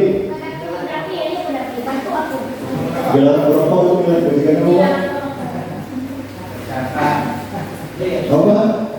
Ya, kesehatan. Kita lihat ini.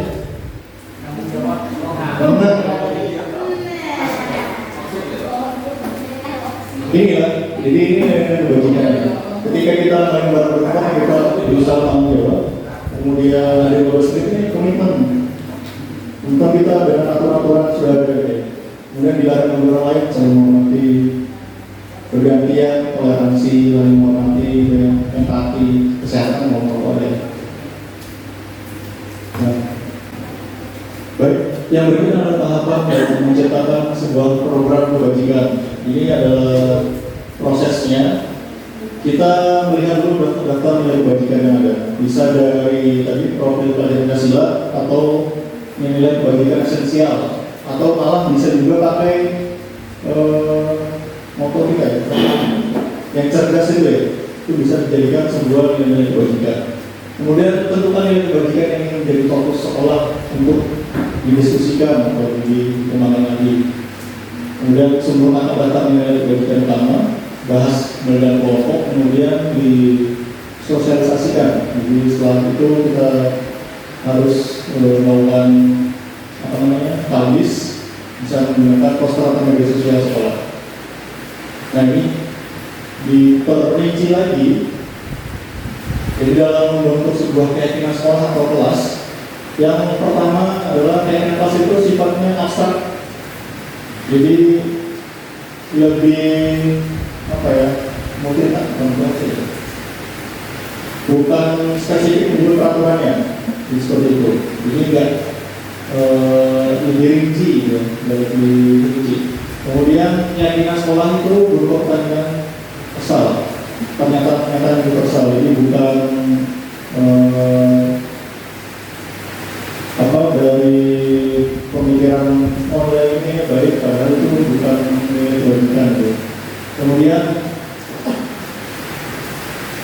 pernyataannya dibuat dalam bentuk positif atau paling positif, bukan tidak boleh diganti menjadi menjaga dan sekarang ini menjaga kebersihan kelas dan lingkungan seperti itu. Kemudian keyakinan kelas sebaiknya sesuatu yang diterapkan, yang dapat diterapkan di lingkungan tersebut, dan semua warga sekolah, kalau kita yang kelas berarti siswa dilibatkan semuanya, tidak terlibat, termasuk nanti ketika bapak ibu wali kelas dalam kelas masing-masing membuat sebuah keyakinan kelas, bisa libatkan guru lain, ya, kolaborasi, terutama bapak ibu yang masih belum punya sertifikat TFM, disiplin positif, bisa diajak kolaborasi. Nah, jadi nanti sekalian kan punya peran masing-masing, ya, nanti guru A presentasi tentang apa itu isi positifnya, ya, pembentuknya apa, yang dia nanti membantu diskusi gitu, atau yang nanti pokoknya ada peran masing-masing. Selama itu boleh diperbolehkan dalam merancang sebuah aksi nyata dikaitkan dengan ibu. Dan konsepnya adalah bisa ditinjau kembali, ya, jadi nggak mutlak dalam SAS. Kita sudah punya mungkin beberapa kelas itu tidak mutlak terpakai terus untuk berikutnya, tapi bisa diperbaharui. Kalau misalnya sudah ada yang bagus, kita ganti yang lain. Gitu. Tapi kalau masih belum penerapan belum maksimal, bisa diulang lagi, diterapkan lagi. Nah itu sebenarnya yang pertama kita yang guru dan murid itu diskusi mengenai peraturan yang perlu dilakukan kelas.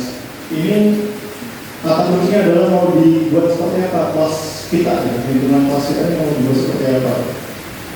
Apakah aturan-aturan seperti apa? Jadi mereka nanti Pak, misalkan bawa sampah ke tempatnya, atau misalkan Pak tidak boleh makan di dalam kelas, itu jadi contoh peraturan-peraturan. Biasanya anak-anak ini cenderung memberi kalimat yang tidak ribut, tidak keluar masuk kelas, tidak terlambat. Nah itu biasanya seperti itu. Jadi tugas kita nanti akan mengubahnya. Semua tadi protokol itu dicatat, kemudian ditulis di tempat tulis atau di kertas, kemudian untuk didiskusikan lagi dengan semua. Jadi anak-anak bisa dibuat, masing-masing anak-anak punya aturan masing-masing. Ini kan disuruh. Nanti kita jalan, kita lihat, kita catat di depan. Jika ada yang sama itu dikelompokkan. Ya. Kemudian kalimat-kalimat tadi itu juga menjadi kalimat positif. Contohnya, jadi jangan berlari di kelas atau koridor, itu menjadi perjalanan di kelas atau koridor, atau tidak tadi ya, tidak membuang sampah, jadi menjaga kebersihan, menjadi kalimat positif, bukan jangan, tidak, itu negatif. Kemudian meninjau kembali, jadi bertanya kembali apakah kira-kira sepakat dengan hasil tadi yang kita kumpulkan dari pendapat anak-anak. Kemudian dikelompokkan, yang misalkan masih masuk dalam rangka, misalkan sopan santun dalam kelas, tidak berbicara ketika dikasih kesempatan, itu masih dalam poin saling menghormati, dan jadi kelompokkan dipayungi dulu, atau kebersihan, misalkan tiket tepat waktu, ya. Bertanggung jawab dengan kebersihan meja kursi masing-masing, gitu kan. Jadi satu-satu dengan kebersihan, nilai kebersihannya. Setelah itu kita tinjau lagi, sering ditinjau, ya. Dan nanti akan dipilih. Jadi sebaiknya sebuah keinginan kelas atau keinginan sekolah itu tidak banyak-banyak, maksimal itu di 7, di 3 sampai 7, supaya apa? Supaya mudah diterapkan. Kalau memang dia sudah bagus, bisa diganti lagi di semester berikutnya. Kalau sudah, kita sama-sama menyetujui dengan menandatangani komitmen bersama, bersama bisa memasang foto mereka membawa tangan, ya, di tandatangani juga oleh guru. Misalkan guru siapa yang ada di kelas itu boleh. Jadi nanti ketika Bapak Ibu menerapkan keyakinan kelas, tidak beda-beda, ya sama. Keyakinan kelasnya itu, ya. Jadi orang sepakatan sama-sama di angkatan tersebut. Ya, Bapak Ibu, jadi jangan misalkan si A aturannya seperti apa keyakinan kelasnya ini, nanti si B seperti ini. Jadi banyak pilihannya, ya. Kalau kita sama-sama membuatnya dengan kolaborasi, kita fokus 7 saja atau 5 saja, ya itu saja. Nanti akan kita terus ingatkan, kita ulang-ulang supaya mereka paham. Yang terakhir, dipublish, bisa ditempel di kelas. Jadi ketika kalau bisa agak besar-besar, supaya nanti ketika piket itu juga terlihat, oh saya punya keyakinan ini, gitu. Atau bisa juga nanti dimari-mari juga dipaksa kelas 7, 8, 9, supaya ketika membaca mading itu juga terbaca, ya, gitu. Jadi sering dilihat, akan sering mereka baca, mereka akan ingat. Nah, ini contohnya di kelas 7 misalkan setiap anggota kelas perlu belajar, kemudian setiap anggota kelas terus senang, gitu. Salah satu contoh ini nggak spesifik mengerjakan tugas dengan tanggung jawab, ya harus itu juga, nggak langsung spesifik menyebutkan poinnya, tapi bisa secara umum nanti akan mengingatkan juga saya kayaknya kalau kaitan dengan mengerjakan tugasnya kaitannya dengan yang ini, gitu. Kemudian bisa juga dikumpulkan seperti ini, ya. Jadi format itu apa? Jadi saya meyakini bahwa penting untuk menghormati, menghargai orang lain, gitu. Jadi dalam setiap kelas sebisa mungkin kita membuat hanya 3 saja. Jadi ketika dia itu guru siapapun masuk, kita punya pandangan yang sama tentang keyakinan kelas mereka. Ketika ada pelanggaran, ingatkan lagi, kembali ke sini. Nah, berikutnya dalam pembuatan keyakinan kelas ini mungkin kita abaikan. Saya juga kemarin dalam membuat itu masih melewatkan seperti ini.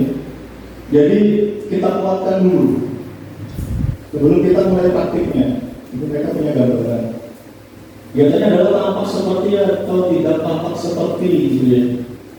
Jadi kurang lebih gambarannya seperti kita pakai.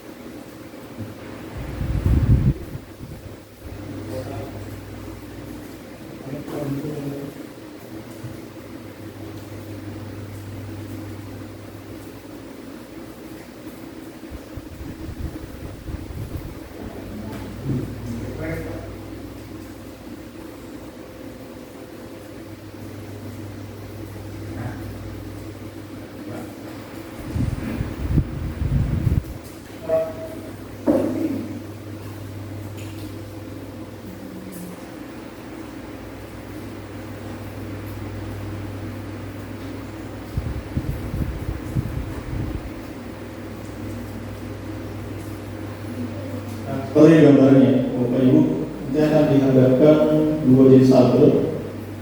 Jadi mereka dicoba digali-gali lagi pemahamannya tentang keyakinan kelas mereka. Jadi ketika punya budaya positif, atau ketika percaya dan menghormati orang lain, tampak seperti apa orang menghormati orang lain itu? Misalkan menggunakan barangnya, tidak mendengarkan ketika sedang berbicara, atau tidak tampak seperti misalkan meninggalkan barang yang sembarangan, itu kan bertentangan dengan menghormati orang lain. Jadi seperti itu kita perdalam lagi pemahaman mereka. Kemudian bisa juga menggunakan tabel Y, itu terdengar seperti apa atau terlihat seperti apa atau berperilakunya seperti apa. Jadi kalau orang yang setiap anggota kelas, contoh kelas ya, setiap anggota kelas melakukan tugas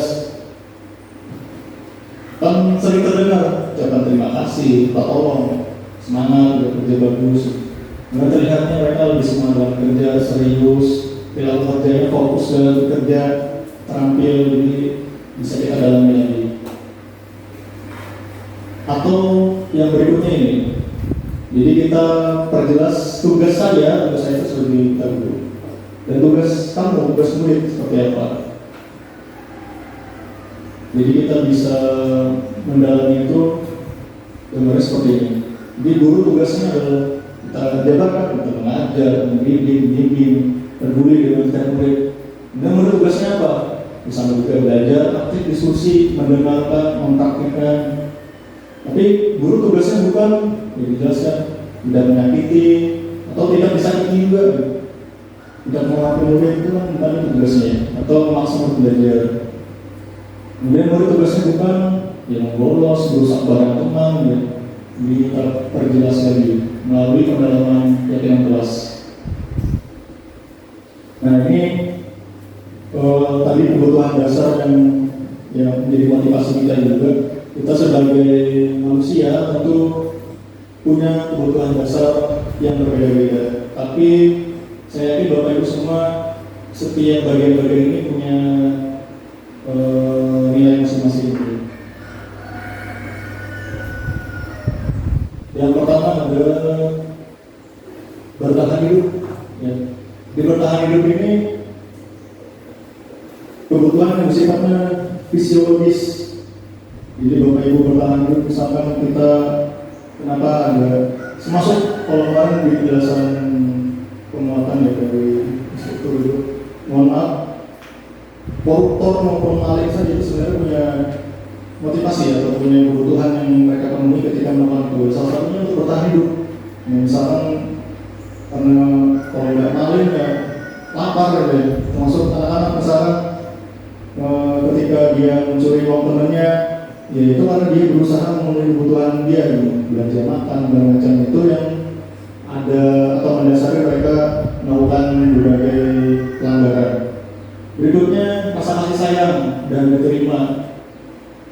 Jadi kita semua tentu punya itu ya, kita pengen diterima oleh lingkungan, anak-anak juga sama, punya banyak teman gitu ya. Tapi ketika anak ini kayak kurang perhatian atau dia ketika di kelas sering dimusuhi, sering dibully, tentu nanti akan ada muncul perilaku lain. Nah, itu akan bertentangan dengan atau berkaitan dengan kebutuhan dasar ini gitu. Penguasaan, jadi pengakuan atas kemampuan itu juga menjadi kebutuhan dasar manusia. Berikutnya kebebasan. Kalau anak misalkan suka sering keluar karena mungkin boring belajar di ini karena dia merasa membosankan, itu mungkin salah satunya ya dia nggak suka metode itu, mungkin suka dibawa keluar di tempat yang lebih luas, agak bebas aja ya, jadi nggak terkekang dengan mungkin duduknya kok kaku, mungkin bisa dibikin yang lain ya, atau cara ngajarnya bisa berdiri saja supaya lebih aktif. Dan kesenangan ini bagi anak-anak yang mungkin terlambat misalnya ya, terlambatnya mereka macam ada yang main game itu sebenarnya untuk memulai kebutuhan kesenangan mereka.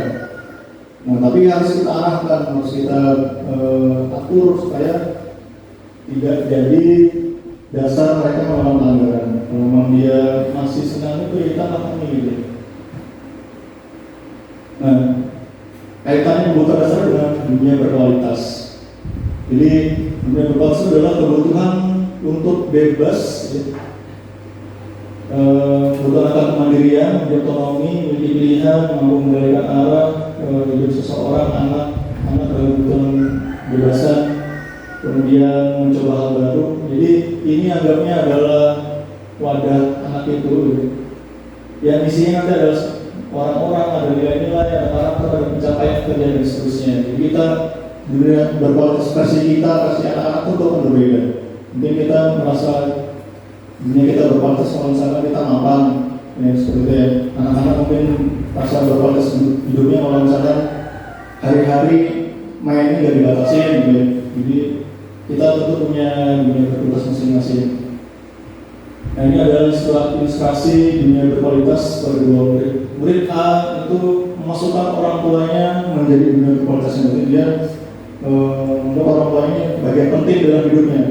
Kemudian teman sekelas juga bagian penting dari hidupnya, sepatu untuk guru biologi yang mungkin dia suka, gitu, cara ngajarnya, rumah, sekolah, gitu.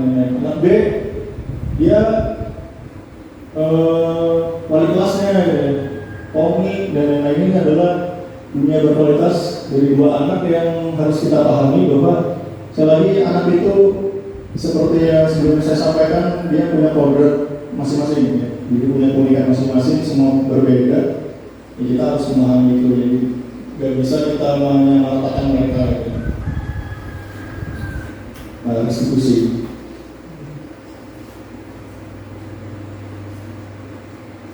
Baik, kita langsung sini.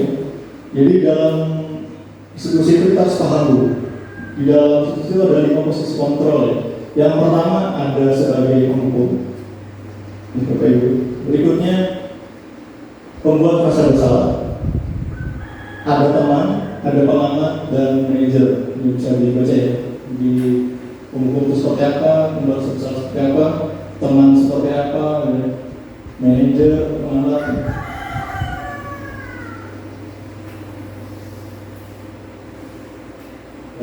Lanjutkan saja. Nah, baik. Ini adalah tabel yang membandingkan di posisi kontrol, ya. Jadi ada penghukum. Penghukum itu ketika guru berbuat seperti apa. Jadi ketika dia menunjuk menyakiti itu sebagai penghukum. Kemudian kalau pembuat bersalah, dia berceramah menunjukkan kekecewaan mendalam. Jadi dia rasa dulu saya sedih gitu. Teman membuat alasan-alasan untuk murid-muridnya. Jadi teman ini malah justru membiarkan, ya, seperti biasa aja gitu makan mereka karena dia harus sebagai teman. Jadi supaya mereka akrab juga dengan gurunya. Jadi kalau kita tahu namanya pelindungnya lah, karena dia ini gurunya.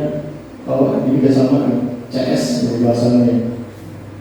Kemudian ada pemantau ini dia menghitung, mengukur. Jadi peraturan-peraturan apa sebenarnya yang ada di lingkungan sekolah atau di kelas dan lain-lain. Nah, yang paling baik yang masuk dalam motivasi intrinsik tadi, yang bisa membangkitkan motivasi intrinsik itu ada di posisi manajer. Jadi kita jika masih berposisi sebagai penghukum, sebagai pembuat bersalah, itu sebenarnya kita masih berusaha membangun anak itu di motivasi eksternal. Dan ini tadi, ini adalah yang negatif. Jadi penghukum dan pembuat bersalah ini membuat mereka gagal, gagal. Sedangkan kalau masih sebagai teman itu masih kategori berhasil atau sukses, tapi ini kurang maksimal karena dia masih motivasi eksternal. Jadi yang paling bagus adalah sebagai manajer. Kemudian kalimat-kalimat apa yang disampaikan oleh seorang penghukum, kalau kamu tidak melakukannya, saya akan lempar batu, gitu. Kemudian kalau merasa bersalah, kamu sudah mencalonkan bapak, atau kamu sudah mencalonkan ibu, itu merasa bersalah. Kalimat-kalimatnya, ya. Kemudian ya teman ini lakukan untuk bapak ibu, ya kayak baik-baik, ya. Sudah nanti bapak ibu bantu bereskan. Ketika anaknya berbuat salah, bukannya minta anaknya mencari solusi atau memperbaiki saya, tapi malah bapaknya atau ibu gurunya yang menyelesaikan. Di anak ini kayak dibebaskan saja. Berikutnya pemantau, jadi dicek apa peraturannya, apa konsekuensinya. Itu adalah seorang pemantau. Kalau manajer, apa yang sudah kita yakini, kembali ke keyakinan kelas yang sudah dibuat. Kalau kamu meyakininya, bagaimana kamu memperbaikinya? Jadi ditanya, kita meminta dia mencari solusinya. Kemudian apa yang kamu harapkan dari kamu ke depannya? Jadi diminta memberi gambaran untuk diri. Hasilnya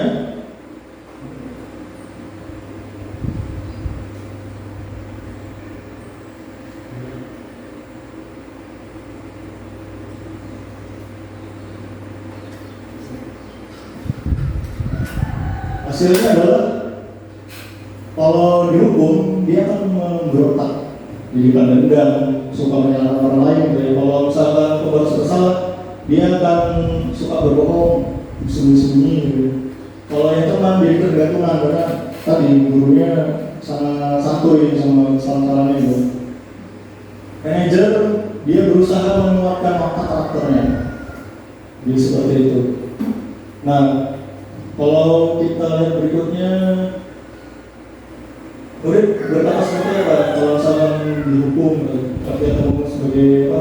Sebagai hukum dia akan, kalau saya tidak peduli di efeknya gitu. Kalau merasa bersalah dia akan berucap maafkan saya. Kalau teman, saya pikir Bapak Ibu teman, kalau misalkan kita tidak membantu, kalau pemantau saya akan mendapatkan berapa bintang, misalkan kalau saya berbuat baik saya dapat reward apa. Kalau manajer dia akan berucap bagaimana cara saya bisa memperbaiki kesalahan, karena dari dipancing gimana kamu memberikan solusi pada masalahnya. Baik, nah kita coba lagi. Kira-kira siapa yang mengatakan kalimat yang pertama gitu? Damingnya sama pasang. Gua dari pasang dulu Pak. Ketika saya kecewa sekali dengan kamu, ini posisinya apa dari mata dia? Coba ini Pak. Jadi ada penghubung, ada pembuat rasa bersalah, ada teman, ada pemantau, ada manajer. Kira-kira posisi apa yang mengucapkan kalimat seperti ini Pak? Mungkin berbeda. Pemantau. Mantap. Siap. Ya baik. Ulang dulu. Coba sama satu dalam satu. Ya dia ini dulu. Untuk yang dulu. Kalimat ini kira-kira diucapkan oleh posisi siapa? Nah, sebagai teman. Teman. Baik. Ulang dulu untuk ini. Ini mana dulu? Dulu nomor 3 dulu.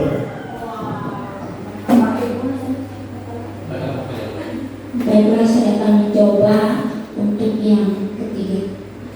Jika masih belum mengerti, nanti saya bantu. Itu menurut saya adalah pengamat. Pengamat. Ya. Ya, gue tahan dulu untuk belum. Ya. Nomor 4. Ya, begini. Jika tidak bisa menjawab ini, maka tidak boleh kurang. Penghukum. Baik, utang dulu ini. Kawayan dengan kawayan terakhir.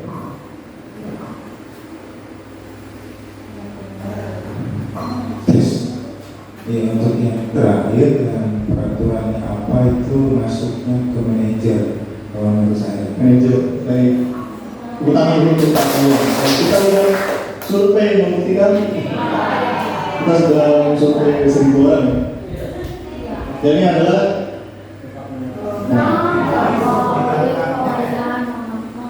ya ini ya. Jadi ketika saya kecewa sekali dengan kamu itu berbuat rasa bersalah. Gitu. Kemudian manajer kalimatnya kali ini dia apa yang akan melakukan saya ini. Jadi kita meminta anak mencari solusinya dulu. Kalau misalnya kurang pas kita pancing lagi sampai dapat solusinya. Teman akan berucap dia masih belum ngerti nanti saya bantu. Ya, itu sebagai teman bagi kita ketika sering mengucapkan itu. Ya. Kemudian jika kita bisa menjawab sebagai hukum tadi benar ini ya. Hukum peraturannya apa itu pemantau. Pemantau itu melihat aturan-aturan. Dia menjalankan aturan, menjalankan sebagai ya penerapan konsekuensi gitu ya. Walaupun tidak menghukum ya, tapi posisi pemantau ini masih lebih baik sebenarnya. Jadi makanya dia ada di urutan 4 yang pertama di penghukum, pembuat rasa bersalah, pemantau dan manajer. Yang paling baik adalah posisi manajer. Ini kita tonton dulu aja, penting. Agak lama.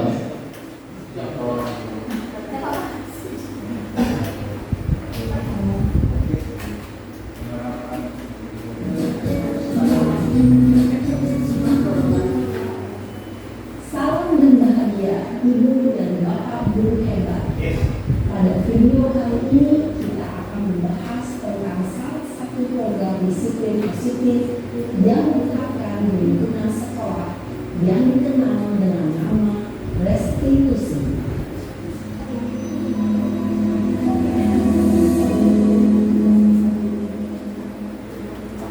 Restitusi dikembangkan oleh pakar pendidikan dari dosen berlandaskan pada teori kontrol restitusi. Segitiga restitusi adalah suatu proses dialog yang dijalankan oleh guru atau orang tua agar dapat menghasilkan murid yang mandiri dan bertanggung jawab. Pada saat guru di posisi manajer, aspek yang dikembangkan pada murid adalah motivasi intrinsik, sehingga penanaman nilai-nilai kebajikan dapat tumbuh dan berkembang menjadi suatu kebiasaan positif yang akhirnya membentuk karakter murid. Proses dialog ini terdiri dari 3 langkah yang digambarkan pada ketiga sisi pada segitiga restitusi. Sisi pertama adalah menstabilkan identitas. Sisi yang kedua adalah validasi tindakan yang salah. Dan sisi yang ketiga adalah menanyakan keyakinan. Ibu dan bapak guru, berikut ini akan ditunjukkan bagaimana seorang guru berada dalam posisi manajer menggunakan penerapan segitiga restitusi.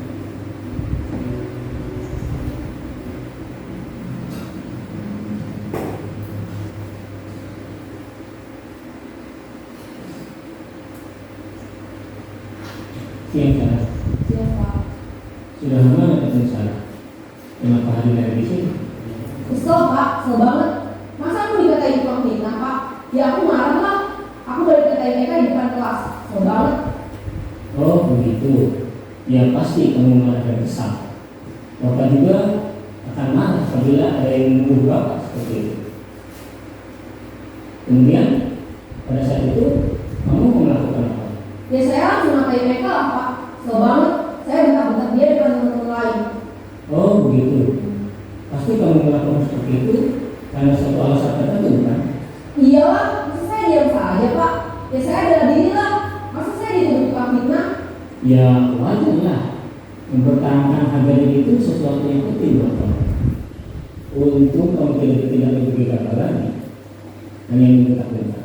Iya Pak. Untung saya masih bersabar dan hanya membentak saja. Sudah gemes Pak. Saya pasti bela diri lah. Ya pasti ya. Tapi kamu memilih untuk tetap bertahan dan bersabar. Kamu memilih untuk tidak berbuat lebih parah lagi kan? Iya. Nah, sekarang coba kita lihat lagi tindakan kamu yang bentak-bentak di kelas. Tindakan kamu itu kira-kira sesuai dengan keyakinan kelas atau prinsip kamu tidak? Enggak lah Pak. Capek Pak jadi pemarah. Jadi keyakinan atau prinsip mana yang kurang sesuai dengan keinginan kamu? Ya saya sebenarnya sangat menghargai orang lain. Mungkin saat itu saya menjadi emosi. Jadi tidak menunjukkan sikap itu. Kamu meyakini tidak? Menghargai orang lain itu penting buat kamu. Yakin lah Pak. Iya, setuju. Kita harus saling menghargai. Namun ada juga keyakinan yang kita sepakati yang perlu kita jalankan apabila kita sedang marah kan? Ya saya bisa lebih proaktif mulai dengan diri sendiri. Saya bisa jadi lebih sabar dengan berpikir untuk berpikir mau apa selanjutnya. Kira-kira kamu bersedia memperbaiki masalah ini tidak? Bersedia Pak. Kalau kamu memperbaiki masalah ini, kamu akan menjadi orang seperti apa? Saya akan menjadi orang yang bertanggung jawab kali ya Pak. Dan senantiasa proaktif. Iya, menurut kamu bagaimana rasanya menjadi orang seperti itu? Ya nyaman lah, bangga bisa bersabar dengan mandiri. Baiklah kalau begitu. Yuk kita pikirkan bagaimana memperbaiki masalah ini.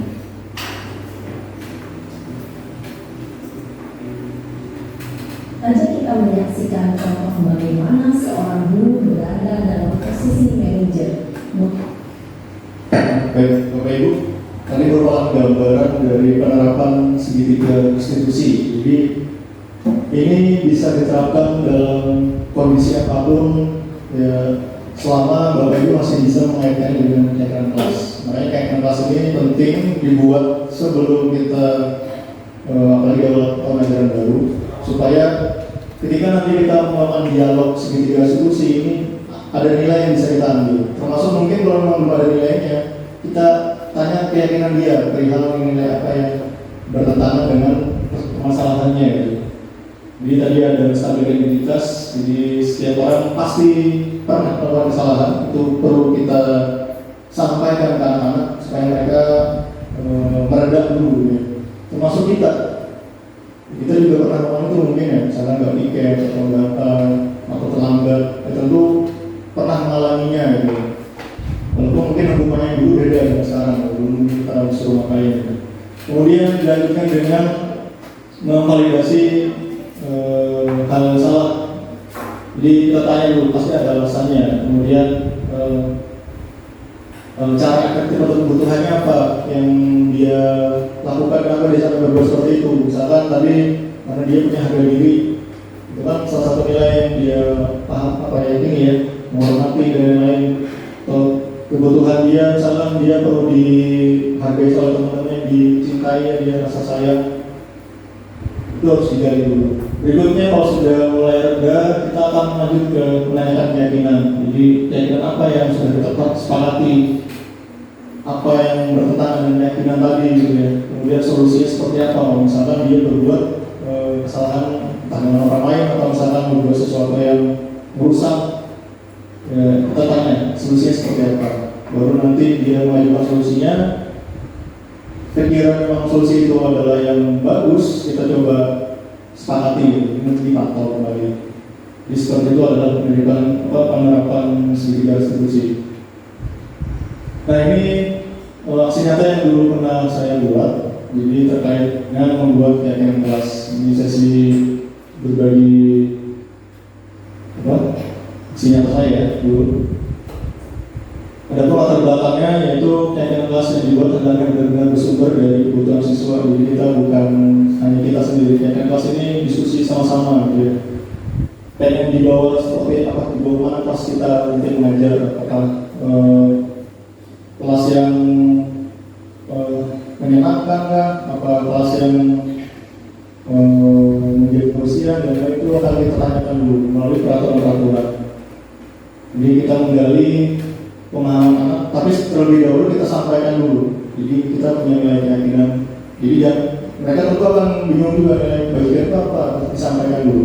Kalau nggak disampaikan nanti akan bingung menarik peraturan apa, dari peraturan itu kita tarik nilai-nilainya akan bingung. Mereka akan belum paham gitu. Jadi disampaikan dulu.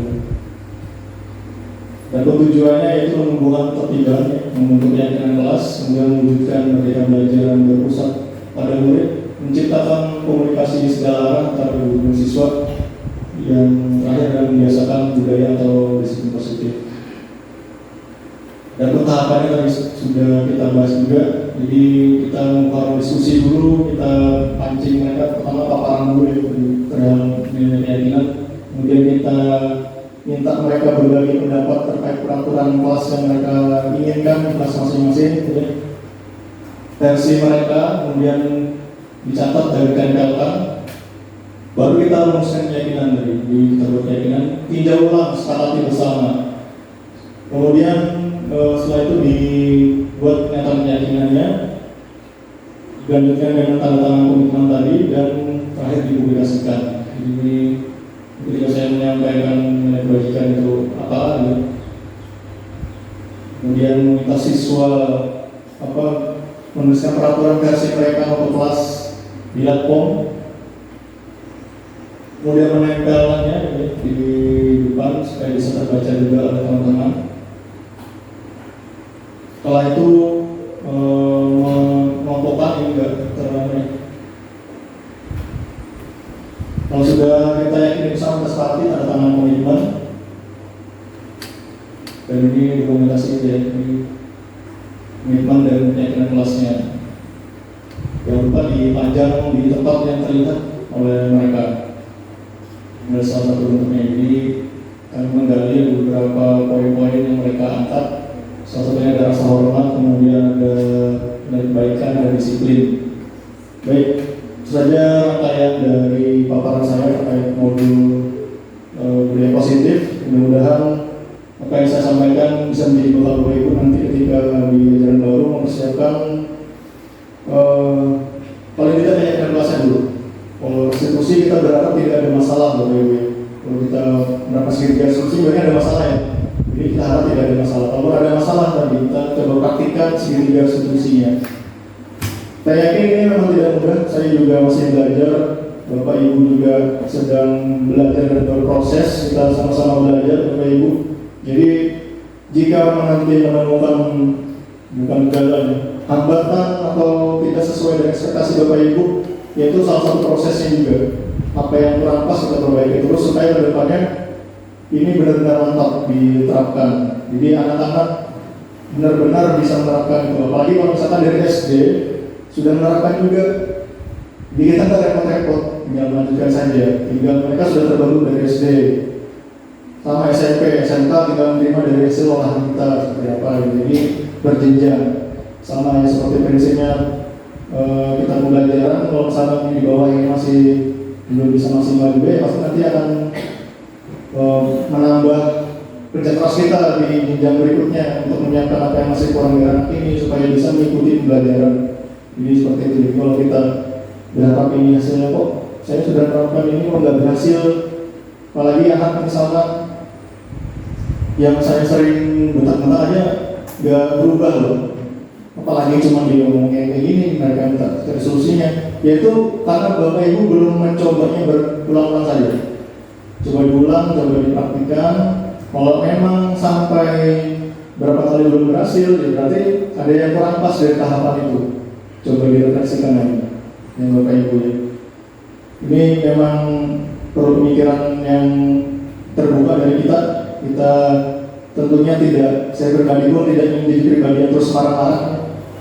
Supaya kita juga disukai siswa dan siswa kita hargai juga sebagai seorang murid, sebagai seorang anak yang mereka punya kodrat masing-masing. Kita coba berupaya, ini salah satu upaya kita juga ya, menerapkan budaya positif supaya mereka semua terakomodir.